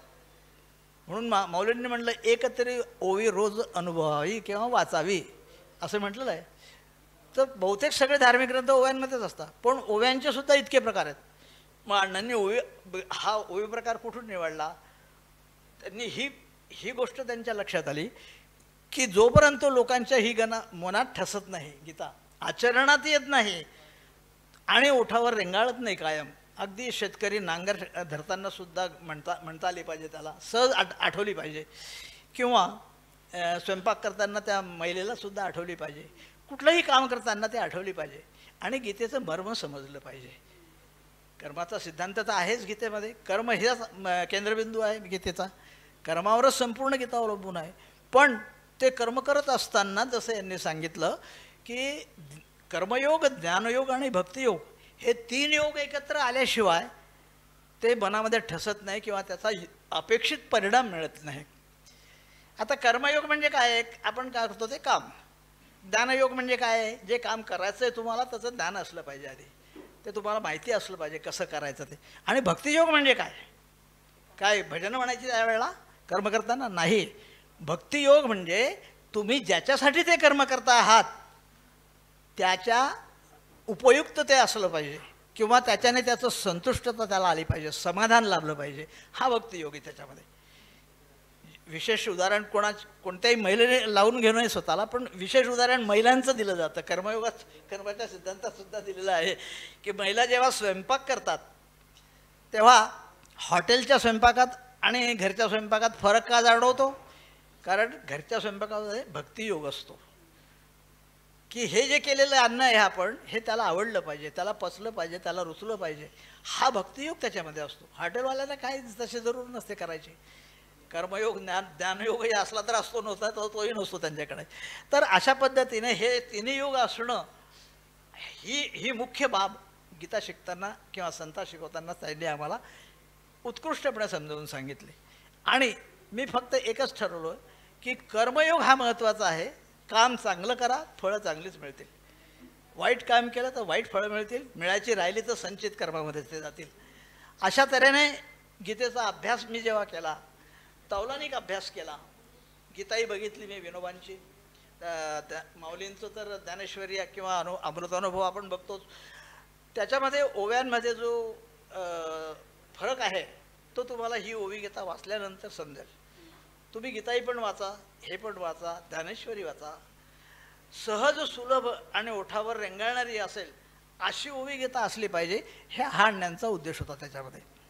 आणि त्यामुळे त्यांनी अत्यंत सोपा ओव्या घेतल्या, सोपा छंद घेतला, ओवी छंद, आणि त्याच्यामध्ये रचली. म्हणजे लोकांच्या मनामध्ये जी शंका होती की अरे शेकडो लोकांनी गीतेवर भाष्य केलेलं आहे, लोकमान्य टिळकांनी तर पूर्ण रहस्य सांगून टाकलेलं आहे तिचं, मग पुन्हा अण्णांना आणखी हा उपद्व्याप करण्याची काय कशासाठी केला? तर त्याचा हा जो महत्त्वाचा मुद्दा आहे की गीता ही मनात रुजली पाहिजे, ओठावर रेंगाळली पाहिजे, अशा शब्दात ती तयार झाली पाहिजे. आणि म्हणून अण्णांनी पुन्हा ओवी गीता लिहिली. वास्तविक गीताही आणि ओवी गीता यांच्यामध्ये काही फार फरक नाही आहे. फरक नाही म्हणजे ते सुद्धा 700 श्लोक समश्लोकीच आहेत. फक्त याच्यात एक आमच्या या टीमने, नवीन मुलांनी एक सुधारणा चांगली केली की पहिल्यांदा संस्कृत श्लोक घेतला आणि त्याचा बरोबर त्याच्या खाली मराठी श्लोक घेतला. म्हणजे तुम्हाला संस्कृत श्लोक बघायला कुठे जावं लागत नाही, तिथल्या तिथे अर्थ समजतो. कोणत्या संस्कृत शब्दाबद्दल कोणता मराठी शब्द वापरलेला आहे, म्हणजे संस्कृत भाषेचा अभ्यासही तिथेच होऊन जातो. संस्कृत भाषा आपल्याला समजते. हा एक महत्त्वाचा भाग या गीतेमध्ये आम्हाला सापडलेला आहे. त्यामुळे तो एक चांगला प्रकार आहे. म्हणून आम्ही जे म्हणतोय की ही गीता कोणालाही भेट देण्यासाठी आहे किंवा कोणा स्वतः वाचण्यासारखी आहे, ते एवढ्यासाठी की याच्यामधून इतरही भाग काही शिकायला मिळतोय, संस्कृत शिकायला मिळतं आहे. आणि त्यामुळे ती प्रत्येकाजवळ असावी आणि त्यांनी ती अंगीकारावी, आत्मसात करावी, हा त्याच्यामागे उद्देश होता. आता काही उदाहरणं मी तुम्हाला देतो याची.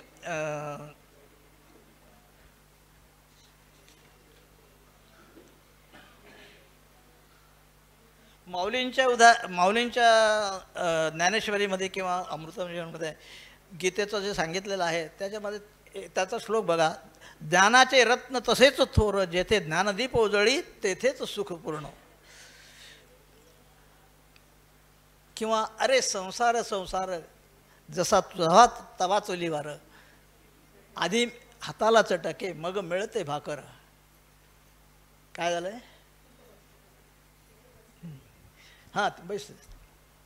मन पाखरू काय सांगू, आता होतं आता नव्हतं. म्हणजे हे इतकी सोपं आणि सहज गुणगुणण्यासारखे काव्य आहेत सगळे. अगदी गदिमांना सुद्धा या ओवी छंदाचा किंवा सोप्या छंदाचा मोह सुटला नाही. गदिमांनी सुद्धा म्हटलं आहे, नदी सागरा मिळता पुन्हा येई बाहेर, अशी शहाण्यांची म्हण नाही नदीला माहेर. अशा पद्धतीनं जे काव्य असतं ते बराट असतं आणि ते ओठावर रेंगाळतं.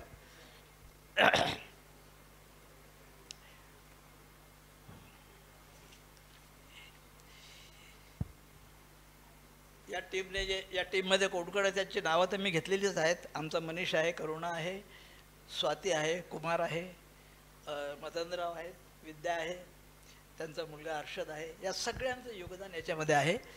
माझं काही फार योगदान आहे असं काही नाही, पण माझा जो एक दुर्दम्य इच्छा होती की हे व्हायला पाहिजे, पण काही इलाजच नव्हता. काहीतरी उपाय त्याच्यावर साधनं तर पाहिजे होती. म्हणून या सगळ्या टीमने हा विचार मनात घेतला आणि पूर्ण केला.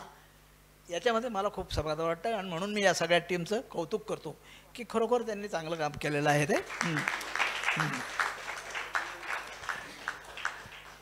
आणि विशेष म्हणजे आम्ही जेव्हा ही किताब प्रकाशित केली आणि आमच्या समूहामध्ये टाकली, व्हॉट्सॲप समूहामध्ये, त्यावेळेला इतका उदंड प्रतिसाद मिळाला आम्हाला. आमचे नातेवाईक जे आहेत, आमच्या भाच्या आहेत, पुतण्या आहेत, इतर बरेच नातेवाईक आहेत, मित्रमंडळी आहे, स्नेही आहेत.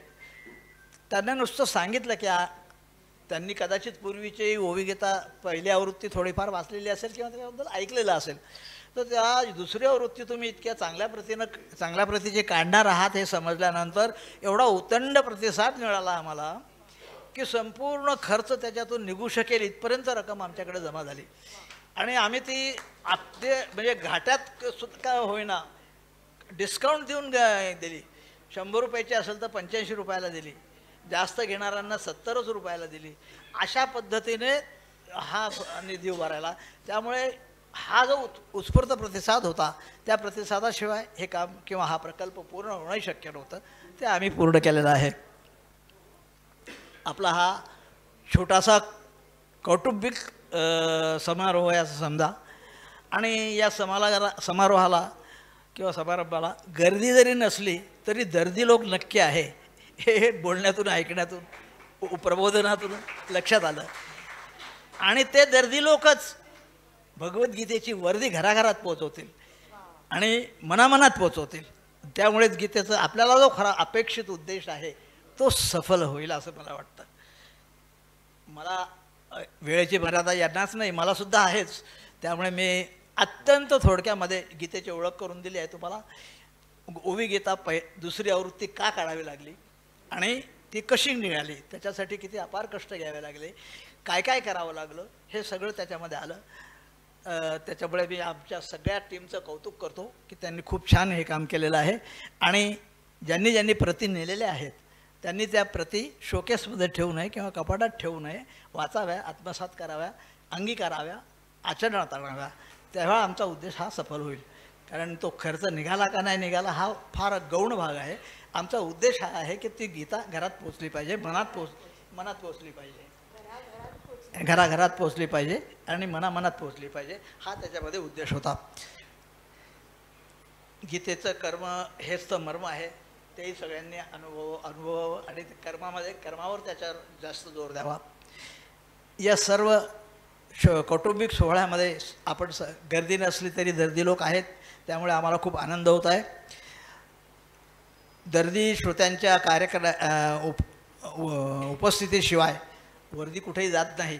त्यामुळे ही वर्दी आता आमची सगळीकडे पोहोचेल असं आम्हाला वाटतं. आपण सर्वांना उपस्थितीबद्दल धन्यवाद देतो. आपण मला बराच वेळ सहन केलं याच्याबद्दल दिलगिरी व्यक्त करून थांबतो. धन्यवाद. धन्यवाद काका. या सगळ्या उपक्रमाच्या मागची आमची सगळ्यांची प्रेरणा तुम्हीच आहात एवढं नक्की. आणि आता या उपक्रमाच्या मागचा पडद्यामागचा सूत्रधार आमचा भाऊ मनीष पुराणिक, याला मी विनंती करते की समारोपाच्या दिशेने आपण आता वाटचाल करूया. तुझे 2 शब्द तू बोलावेस. हा कार्यक्रम अतिशय अनौपचारिक आणि कौटुंबिक अशा पद्धतीचा असल्यामुळे खरं तर या सगळ्या उपचारांची गरज होती असं नाही. आणि अशा कार्यक्रमाला सुद्धा जे आम्हाला एवढे अभ्यासू, विद्वान आणि व्यासंगी पाहुणे मिळाले त्याबद्दल तर आधी मी त्यांचा आभार मानतो की त्यांनी हे स्वीकारलं, आमचं आमंत्रण आणि आमच्या कार्यक्रमाची शोभा वाढवली. लौकिक अर्थाने अशा प्रसंगी आभार प्रदर्शनाचा कार्यक्रम असतो किंवा समारोप करावा म्हणजे आभार मानावे अशी अपेक्षा असते. पण मग अशी जोशी सरांनी उल्लेख केला ऋणाचा, देवऋण, त्याच्यामध्ये माझ्या माहितीप्रमाणे ऋषी ऋणसुद्धा आहे, समाज ऋणसुद्धा आहे, मातृपितृ ऋणसुद्धा आहे. तर आपल्या संस्कृतीमध्ये ऋण मानण्याची चांगली पद्धत आहे आभार मानण्यापेक्षा. सो ते ऋण मानावे आणि त्या ऋणात राहावे असं मला वाटतं, अशी आपली संस्कृती सांगते. पण तसं असलं तरी ऋण निर्देश करायला काही हरकत नसावा. त्यामुळे पप्पांनी जरी ऑलमोस्ट सगळ्यांचीच नावं कव्हर केली असली आणि बहुतेक सगळ्यांची ऋण मानून झाले असले तरी हा जो प्रवास होता हा कशा पद्धतीने झाला हे केवळ सांगण्यासाठी मला आत्ता जर संधी मिळाली आहे बोलण्याची आणि वेळ आहे अजून थोडा, तर मी ते सांगू इच्छितो की हा नेमका काय प्रकार होता किंवा कशा पद्धतीने करण्यात आलं. आमचे आजोबा बापू केशव पुराणिक हे केशव तनय्या उपनामाने त्यांनी साहित्य सेवा केली सामाजिक, आध्यात्मिक, धार्मिक अशा अनेक विषयांमध्ये विपुल लेखन केलं. आणि हे त्यांनी केलं हे फक्त आम्ही सांगावं किंवा आम्ही म्हणावं म्हणून नव्हे, तर याचा एक दाखला म्हणून फक्त मी एक गोष्ट सांगू इच्छितो. धुळ्याच्या मीरा धाराशिवकर यांनी 25 वर्षाच्या अथक प्रयत्नाने एक संशोधन प्रबंध प्रसिद्ध केला, ज्याचं नाव आहे खानदेशातील साहित्यिक त्यांचे साहित्य एक अवलोकन. या ग्रंथामध्ये त्यांनी 1000 वर्षातल्या खानदेशातल्या साहित्यिकांचा आढावा घेतला आहे. त्या पुस्तकामधल्या 4 विभागामध्ये अण्णांचं नाव आहे. हे मला वाटतं की नक्कीच एक भूषणावह गोष्ट आहे, ज्याला एक म्हणजे आधार आहे की अण्णांच्या साहित्यिक असण्याला समाजाने सुद्धा जी त्याची दखल घेतली आहे किंवा त्यांच्या साहित्याची दखल घेतली आहे. शिवाय याच्यामागे आमचा फक्त स्वार्थच होता असं नाही, हे सगळं करण्यामागे तर त्याच्यामागचे 2 त्याला आणखीन वेगळे विषय पण होते. 2 त्याला एक सांस्कृतिक म्हणूया आपण जी या दृष्टीने मी सांगितली की त्या पुस्तकामध्ये उल्लेख होता त्याचा. आणि दुसरा एक विषय असा मला वाटला, म्हणजे मला एक गोष्ट अशी जाणवली की हल्ली एक खूप आपण गोष्ट ऐकतो की वाचन संस्कृती लोप पावत चालली आहे, अशी एक आपण ओरड किंवा अशी बऱ्याच विषयामध्ये चर्चा होते. भाषेवरनं चालली जे चाललं आहे त्याबद्दल इथे बोलूयाच नको, त्यामुळे हे व्यासपीठच नाही ते बोलण्याचं. पण भाषा जरी आपण सोडून दिली तरी वाचन संस्कृती लोप पावती आहे असं एक रड आपल्याला ऐकू येते. असा एक किस्सा सांगतात की जेव्हा पु ल देशपांडेंनी हे ऐकलं तेव्हा पु ल देशपांडे म्हणाले होते की वाचन संस्कृती लोप पावते असं मला मुळीच वाटत नाही, आपला वाचण्याचा क्रम चुकतो. आणि तो क्रम कसा चुकतो तर आपण तरुणपणी फॅन्टसी वाचतो जेव्हा ती घडवता येते, आणि म्हातारपणी दासबोध वाचतो जो सांगतो की जगायचं कसं आहे. तेव्हा तुम्हाला फॅन्टसी घडवणं शक्य नसतं, तेव्हा फॅन्टसीच वाचायला लागते, वाचायला हवी. पण दासबोध तुम्हाला जगायचं कसं हे सांगतो, तो तुम्ही म्हातारपणी वाचून काय उपयोग आहे. मग ही जी गोष्ट आहे हे का होतं तर त्या प्रकारचं साहित्य त्या ठिकाणी उपलब्ध नसतं. आत्ता पप्पांनी सगळं सांगितलं की त्यावेळा काय परिस्थिती होती जेव्हा ही प्रसिद्ध केली, अण्णांनी लिहिली पुस्तकं प्रसिद्ध केली, अण्णांनीच प्रसिद्ध केली मित्रपरिवाराच्या मदतीने सहकार्याने. पण तेव्हा जी परिस्थिती होती तेव्हा जास्त लोकांपर्यंत पोहोचणं शक्य नव्हतं. अर्थातच तो काळ सोशल मीडियाचा नव्हता, व्हॉट्सअपचा नव्हता, त्यामुळे तेव्हा लोकांपर्यंत सहजासहजी पोहोचणंही शक्य नव्हतं. ते नसल्यामुळे त्याला तेवढी प्रसिद्धी मिळू शकली नाही, तेवढा प्रचार झाला नाही. आणि आम्ही जेव्हा या सगळ्याचं बघितलं, साहित्याचं एक अवलोकन केलं अण्णांच्या, तेव्हा असं लक्षात आलं की खूप अशा गोष्टी आहेत ज्या लोकांना हव्या आहे. ज्यातलं पहिलं अर्थच होतं गुरुचरित्र, संक्षिप्त गुरुचरित्र. त्याची पारायणं केली जातात आणि त्या अण्णांनी अतिशय संक्षिप्त स्वरूपात लिहिलं आहे. तर त्याचीसुद्धा उपलब्धता नव्हती. आणि विशेषतः कोविडच्या काळामध्ये जेव्हा जाणं शक्य नव्हतं बाहेर किंवा कुठनं आणणंही शक्य नव्हतं, तेव्हा लोकांना या मनोबलाची पण गरज होती खूप. तेव्हा खरं तर त्या अर्थाने हा उपक्रम सुरू झाला. गुरुचरित्राचा कार्यक्रम आम्ही केला आणि तेव्हा हा उपक्रम सुरू झाला. आणि मग लक्षात असं आलं इतरही अनेक पुस्तकं आहेत, त्यातलं ओवी गीता हे एक पुस्तक. आणि हे अतिशय छोटेखाने पुस्तक आहे. तसं त्याची मूळ प्रत हस्तलिखितासह मी मुद्दाम तिथे ठेवली आहे फ्रेम करून, तुम्ही ते बघू शकता नंतर. म्हणजे त्यासाठीच ठेवली आहे की त्याची अवस्था काय आहे. आणि तेच बाबांनी उल्लेख केल्याप्रमाणे अण्णांचं हस्ताक्षर आणि ती प्रत याची तुलना जर केली तर ते लक्षात येतं. असं वाटतं की त्या हस्ताक्षराचीच प्रत करता आली तर बरं होईल, इतक्याचं सुंदर हस्ताक्षरात ते लिहिलेलं आहे. त्यामुळे हा करायचा जेव्हा ठरवला तेव्हा सगळ्यात मोठा प्रश्न अर्थातच होता, कारण कल्पना खूप रम्य होती की आपण ओवी गीता चांगल्या स्वरूपात काढूया, नवीन स्वरूपात हे जे दिसतंय स्वरूप त्या स्वरूपात काढूया. हा विचार खूप छान होता, कल्पना खूपच चांगली होती. पण अर्थातच त्याची दुसरी बाजू व्यवहाराची होती की हा सगळ्या ज्याच्यासाठी येणारा खर्च, आजच्या तारखेला येणारा खर्च हा आपण कसा करणार आहोत किंवा कशा पद्धतीने करायला हवं. तेव्हा अशी कल्पना आली की आपण योगदानातनं करूया. ज्यांना जे काही योगदान द्यायचं असेल, आपणच फॅमिलीतले लोक जे देऊ शकू ते, आणि इतरांनीही जर काही योगदान द्यायचं असेल कोणाला तर त्याचं आपण मागणी करूया. तर तेव्हा त्यासाठी एक देणगी मूल्य ठरवण्यात आलं. त्यामुळे मी आत्ता इथे तुम्हाला सांगतो की पुस्तकं जिथे ठेवलेली आहेत त्याला आम्ही एक देणगी मूल्य ठरवलेलं आहे जे 100 रुपये एका प्रतीसाठी आहे. केवळ हा सगळा खर्च त्याचा निघावा म्हणून, प्रकाशनाचा, मुद्रणाचा हा सगळा खर्च निघावा म्हणून. या सगळ्यामधला एक आनंदाचा भाग असा आहे की या सगळ्या प्रक्रियेमध्ये अण्णांच्या 5 पिढ्यांनी सहभाग घेतला. म्हणजे अण्णांपासनं, पप्पांपासनं सुरू करून दुसऱ्या पिढीपासनं तर आज इथे उपस्थित आहे, म्हणजे भाग्यश्री इथे उपस्थित आहे, मुग्धा इथे उपस्थित आहे, त्यांची मुलं इथे उपस्थित आहेत जी 5वी पिढी आहे अण्णांची. कापर बनतोय अण्णांचा खापर बनतोय नील आणि सृजन. सो हे 5व्या पिढीपर्यंत हे लोक इथे उपलब्ध आहेत. आणि या कार्यक्रमासाठी सगळे लोक कुठून कुठून आलेत याचा जर विचार केला तर खरोखरच अतिशय म्हणजे समाधानाची गोष्ट आहे की म्हणजे कारण परितय का असे ना, मुग्धा कॅनडाहून आली आहे थेट, माझी मुलगी दिल्लीहून आली आहे, अनेक लोक नाशिकहून, मुंबईहून, ठाण्याहून असे आलेले आहेत. सो अक्षरशः म्हणजे देशोदेशून लोक आले असं म्हणायला हरकत नाही. सो हा सगळा जो आमचा इथला मूळ उद्देश हाच आहे की हा जो सगळा आत्तापर्यंतचा अण्णांनी जो प्रवास केला लेखनाचा किंवा इतर सुद्धा, तो पुढे चालू राहावा, तो वारसा चालू राहावा. आणि म्हणूनच या मुलांना सुद्धा आम्ही इन्व्हॉल्व करून घेतोय की त्यांनाही हे समजावं. त्यांना कदाचित ओवी गीता आज तेवढी अपील होणार नाही, त्यांना आता समजू शकणार नाही कदाचित की काय नेमकं म्हटलेलं आहे, पण संस्कृत गीतेपेक्षा ही त्यांना नक्कीच जास्त जवळची वाटेल आणि समजू शकेल. आणि म्हणूनच आम्ही त्यात एक मध्येच सेगमेंट तुम्ही ऐकला असेल तर आमच्या बहिणींनी जे गायन केलं त्याचं, की ते गाऊनसुद्धा त्या ओव्या कशा तुम्हाला समजू शकतात. सो त्याचा एक प्रकार करून तसाही काहीतरी प्रसार करता यावा अशी आमची एक इच्छा होती. आता याच्यामध्ये आपण बाकी कोणाचेही तसे नाव सगळ्या बाबांनी सांगितलंच आहे की सगळ्यांचा सहभाग होता, पण हे काम करण्यासाठी मुळातच अर्थात सुरुवात ताईने केली त्याचं टायपिंग करण्यापासून.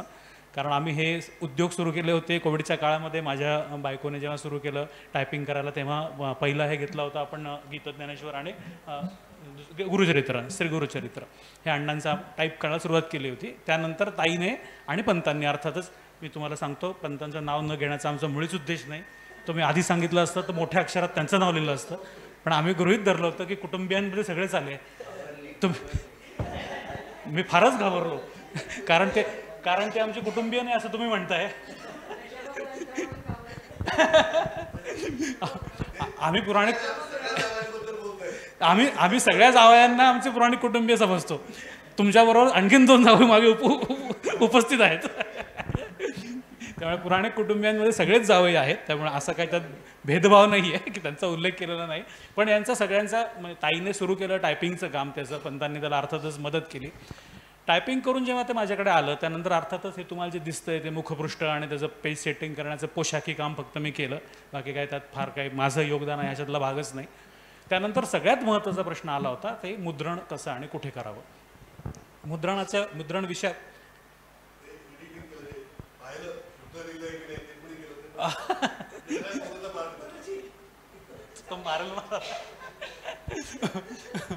पुस्तक लिखाण झाल्यानंतर अर्थातच एक महत्त्वाचा टप्पा असतो प्रूफ रिडिंगचा. मुद्रित शोधन असा सुंदर शब्द आहे त्याला मराठीमध्ये.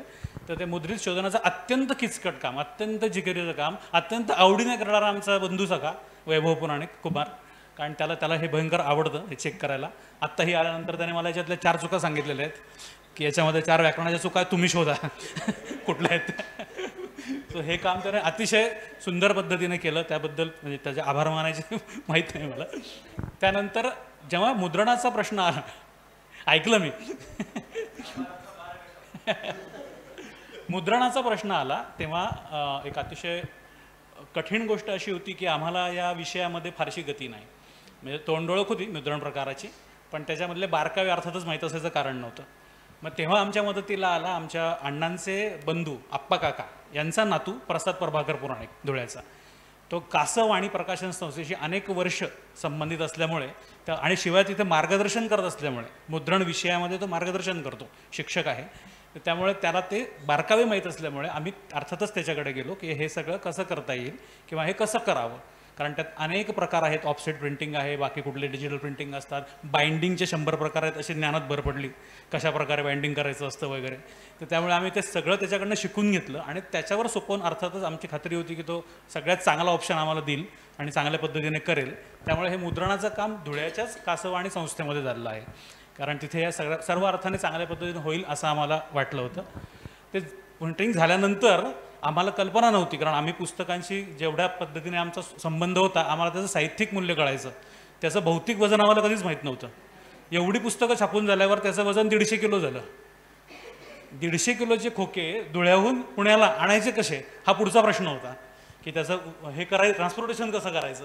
तर त्या कामी अर्थातच नेहमीच अतिशय जबाबदारीने आमच्या मदतीला येणारे आमचे साडू मकरंदराव यांनी ती जबाबदारी घेतली आणि ते अतिशय सुरक्षित पद्धतीने पोहोचवले पुण्यापर्यंत. त्यामुळे आता तुम्हाला ते दिसू शकतात तिथे सगळे हे सगळे जे खोके ठेवलेले आहेत. तर अशा पद्धतीने हा सगळा प्रवास इथे झाला. याच्यामध्ये अनेक लोकांचं अर्थातच सहकार्य आहे, सगळ्यांचीच नावं घेणं शक्य नाही आणि तशी काही गरजही नाही सगळ्यांना म्हणण्याची. पण एक गोष्ट मला फक्त या निमित्ताने सांगायची वाटते की हा जो आम्ही उपक्रम सुरू केला आहे तो अर्थातच पुढच्या पिढीने सुद्धा तो समजून घ्यावा की याचा उद्देश काय आहे आणि तो आणखीनही पुढे होत राहावा. कारण सगळ्या गोष्टी आम्हीच करू किंवा सगळ्या आमच्याकडनं होतीलच असं नाही. अण्णांची ग्रंथसंपदा प्रचंड आहे.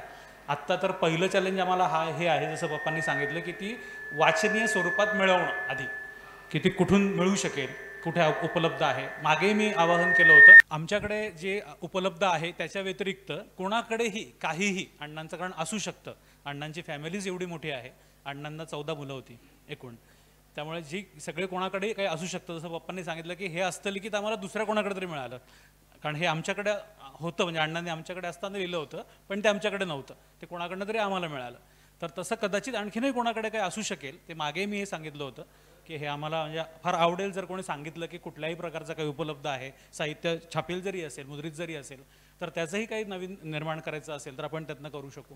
सो मला अपेक्षा फक्त एवढीच होती हे सगळं करण्यामागे, की हा उपक्रम चालू राहावा, इथून याची सुरुवात व्हावी. म्हणजे हे एक पुस्तक काढलं म्हणून याची सांगता झाली असं नव्हे, तर इथून आणखीनही असे काही जे काही बाकी पुस्तकं आहेत अण्णांची त्याचंसुद्धा आपण काही करू शकावं.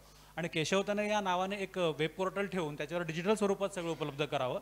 मुद्रणाची तर माझी कल्पनाच नव्हती मुळात, कारण अण्णांनी जसं हे पुस्तक काढलं आणि सगळीच पुस्तकं अण्णांनी कुठलेही अधिकार वगैरे लिहिलेले नाही आहेत, म्हणजे त्यात कुठलेही काही किंमत आणि हे अधिकार असे कुठल्याही गोष्टी केल्या नाही आहेत, कारण व्यावसायिक दृष्टिकोनच नव्हता हे सगळं करण्यामागे. अण्णांचंच नव्हतं तर आपण ठेवण्याचं काहीच कारण नाही, आपल्याला अधिकारच नाही आहे ठेवण्याचा. म्हणून मी फक्त डिजिटल स्वरूपात काढून ते मी पब्लिश केले होते, की PDF उपलब्ध आहे, जे पाहिजे ते वाचू शकतात, करू शकतात. पण आमच्याच बिल्डिंगमधले आमचे शेजारी मांडके काका त्यांनी अशी एक प्रिंट काढून आणली आणि आम्हाला दाखवली, आणि मग अनेक लोकांनी अशी मागणी केली की अरे प्रिंटिंग स्वरूपात ते मिळालं तर फार बरं होईल. म्हणून आम्ही हा सगळा उद्योग करायचा प्रयत्न केला. ते जे काही त्याचं फलित आहे ते तुमच्या समोर आहे, तुम्ही ते जरूर बघावं. म्हणजे मी तुम्हाला विनंती करेन की हस्तलिखितही बघावं, मूळ प्रतही बघावी, आणि आता ही जे काही नवीन स्वरूपात आम्ही काढलं आहे तेही बघावं, आणि ते बघून तुमचा अभिप्राय आम्हाला नक्कीच आवडेल. जोशी सरांचा अभिप्राय आम्हाला ऑलरेडी मिळाला होता, म्हणून आम्ही तो पुस्तकात समाविष्ट केला आहे. जर तुम्ही बघितलं असेल तर पुस्तकात आम्ही समाविष्ट केला आहे तो अभिप्रायसुद्धा. तर म्हणून आम्हाला जर असे काही अभिप्राय मिळाले तर ते सुद्धा आम्ही पुढच्या आवृत्तीमध्ये, शेवटची गोष्ट, अतिशय आनंदाची समाधानाची गोष्ट, आम्ही खूप विचार करून संख्या ठरवत होतो की किती संख्येचे करावी आवृत्ती म्हणजे संपू शकेल. पण मला सांगायला अतिशय आनंद होतोय आणि अतिशय समाधानही वाटतंय की आजच्या तारखेला संपूर्ण आवृत्ती संपलेली आहे. म्हणजे विमोचनाच्या दिवशी आवृत्ती संपण्याचं जे समाधान आहे, कारण आता आम्हाला कुठल्या बुक शेल्फमध्ये जायला नको, बुक शॉपमध्ये जायला नको की हे ठेवता का म्हणून. सो आता हे जे समाधान आहे यासाठी आणखीनही ठेवायला नको. सो आता तिथे नवीन आवृत्तीतली नवीन स्वरूपातली आवृत्ती ठेवलेली आहे, ते तुम्ही बघू शकता. व्यवस्थेच्या फक्त आता हा कार्यक्रम म्हणजे आता संपन्न झाला आहे असं मी इथे डिक्लेअर करतो. फक्त व्यवस्थेच्या 2 सूचना आत्ता आहेत, की अर्थातच अल्पोपहाराचा कार्यक्रम आहे यानंतर, त्यामुळे सगळ्यांनी शेजारच्या हॉलमध्ये खाली अल्पोपहाराचा कार्यक्रम आहे त्याचा आस्वाद घ्यावा, चहा पाण्याचा आस्वाद घ्यावा. आणि इथे मी सांगितल्याप्रमाणे मूळ परत आणि हस्तलिखित हे ठेवलेलं आहे, जर तुम्हाला इंटरेस्ट असेल तर बघावं ते कशा पद्धतीने केलं होतं किंवा लिहिलं होतं ते. आणि यानंतर मला असं वाटतं की आपण जी नोंद केलेली आहे तिथे तुम्ही जर ऑलरेडी नोंद केली असेल तर प्रश्नच नाही, नसेल केलेली तरीसुद्धा तुम्ही तुमचं नाव आणि ते नोंदवलं तिथे तर आम्ही तुमच्या टचमध्ये राहू, की आम्ही तुम्हाला सांगू की पुढचे असे काही उपक्रम असतील, आणखीन कुठल्या काही कॉपीज आम्ही काढणार असू तर ते पण तुम्हाला कळवता येईल. त्यामुळे मोबाईल नंबर, ईमेल ॲड्रेस, तुमचे कॉन्टॅक्ट डिटेल्स ठेवले तर आम्ही तुमचे आभारी असू. अजून कोणाला काही बोलायचं?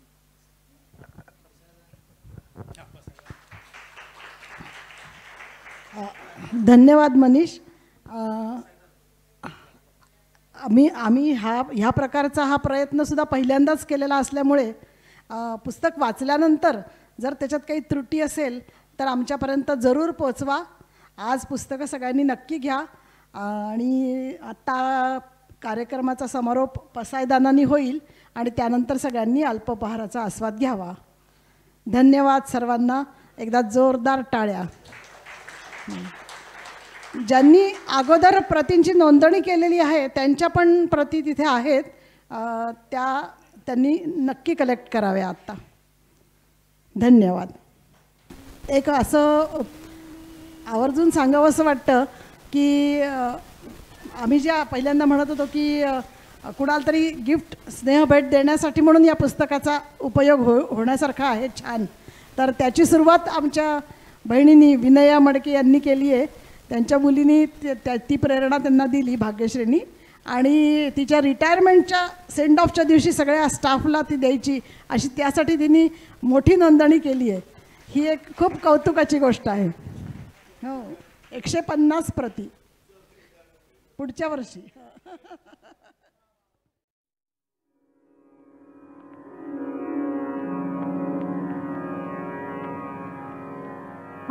व्याप्ता विश्वात्मके देवे येणे वाग्यज्ञे तोषावे तोषोनी मज द्यावे पसाय दान हे जे खळांची व्यंकटी सांडो तया सत्कर्मी रती वाढो भूता परस्परे पडो मैत्र जीवांचे दुरिताचे तिमिर जाओ विश्वस्वधर्म सूर्ये पाहो जो जे वांछील तो ते लाहो प्राणी जात वर्षत सकळ मंगळी ईश्वर निष्ठांची मांदियाळी अनवरत भूमंडळी भेट तू भूता चला कल्पतरूंचे आरव चेतना चिंतामणींचे गाव बोलते जे अर्णव पियुषाचे चंद्रमे जे अलांछन मार्तंड जे तापहीन ते सर्वाही सदा सज्जन सोय रे हो तू किंबहुना सर्व सुखी पूर्ण होनी तिही लोकी भजिजो आदि पुरुषी अखंडित आणि ग्रंथोपजीविये विशेषी लोकीये दृष्टादृष्ट विजये हो आवे जी येथ म्हणे श्री विश्वेश्वरा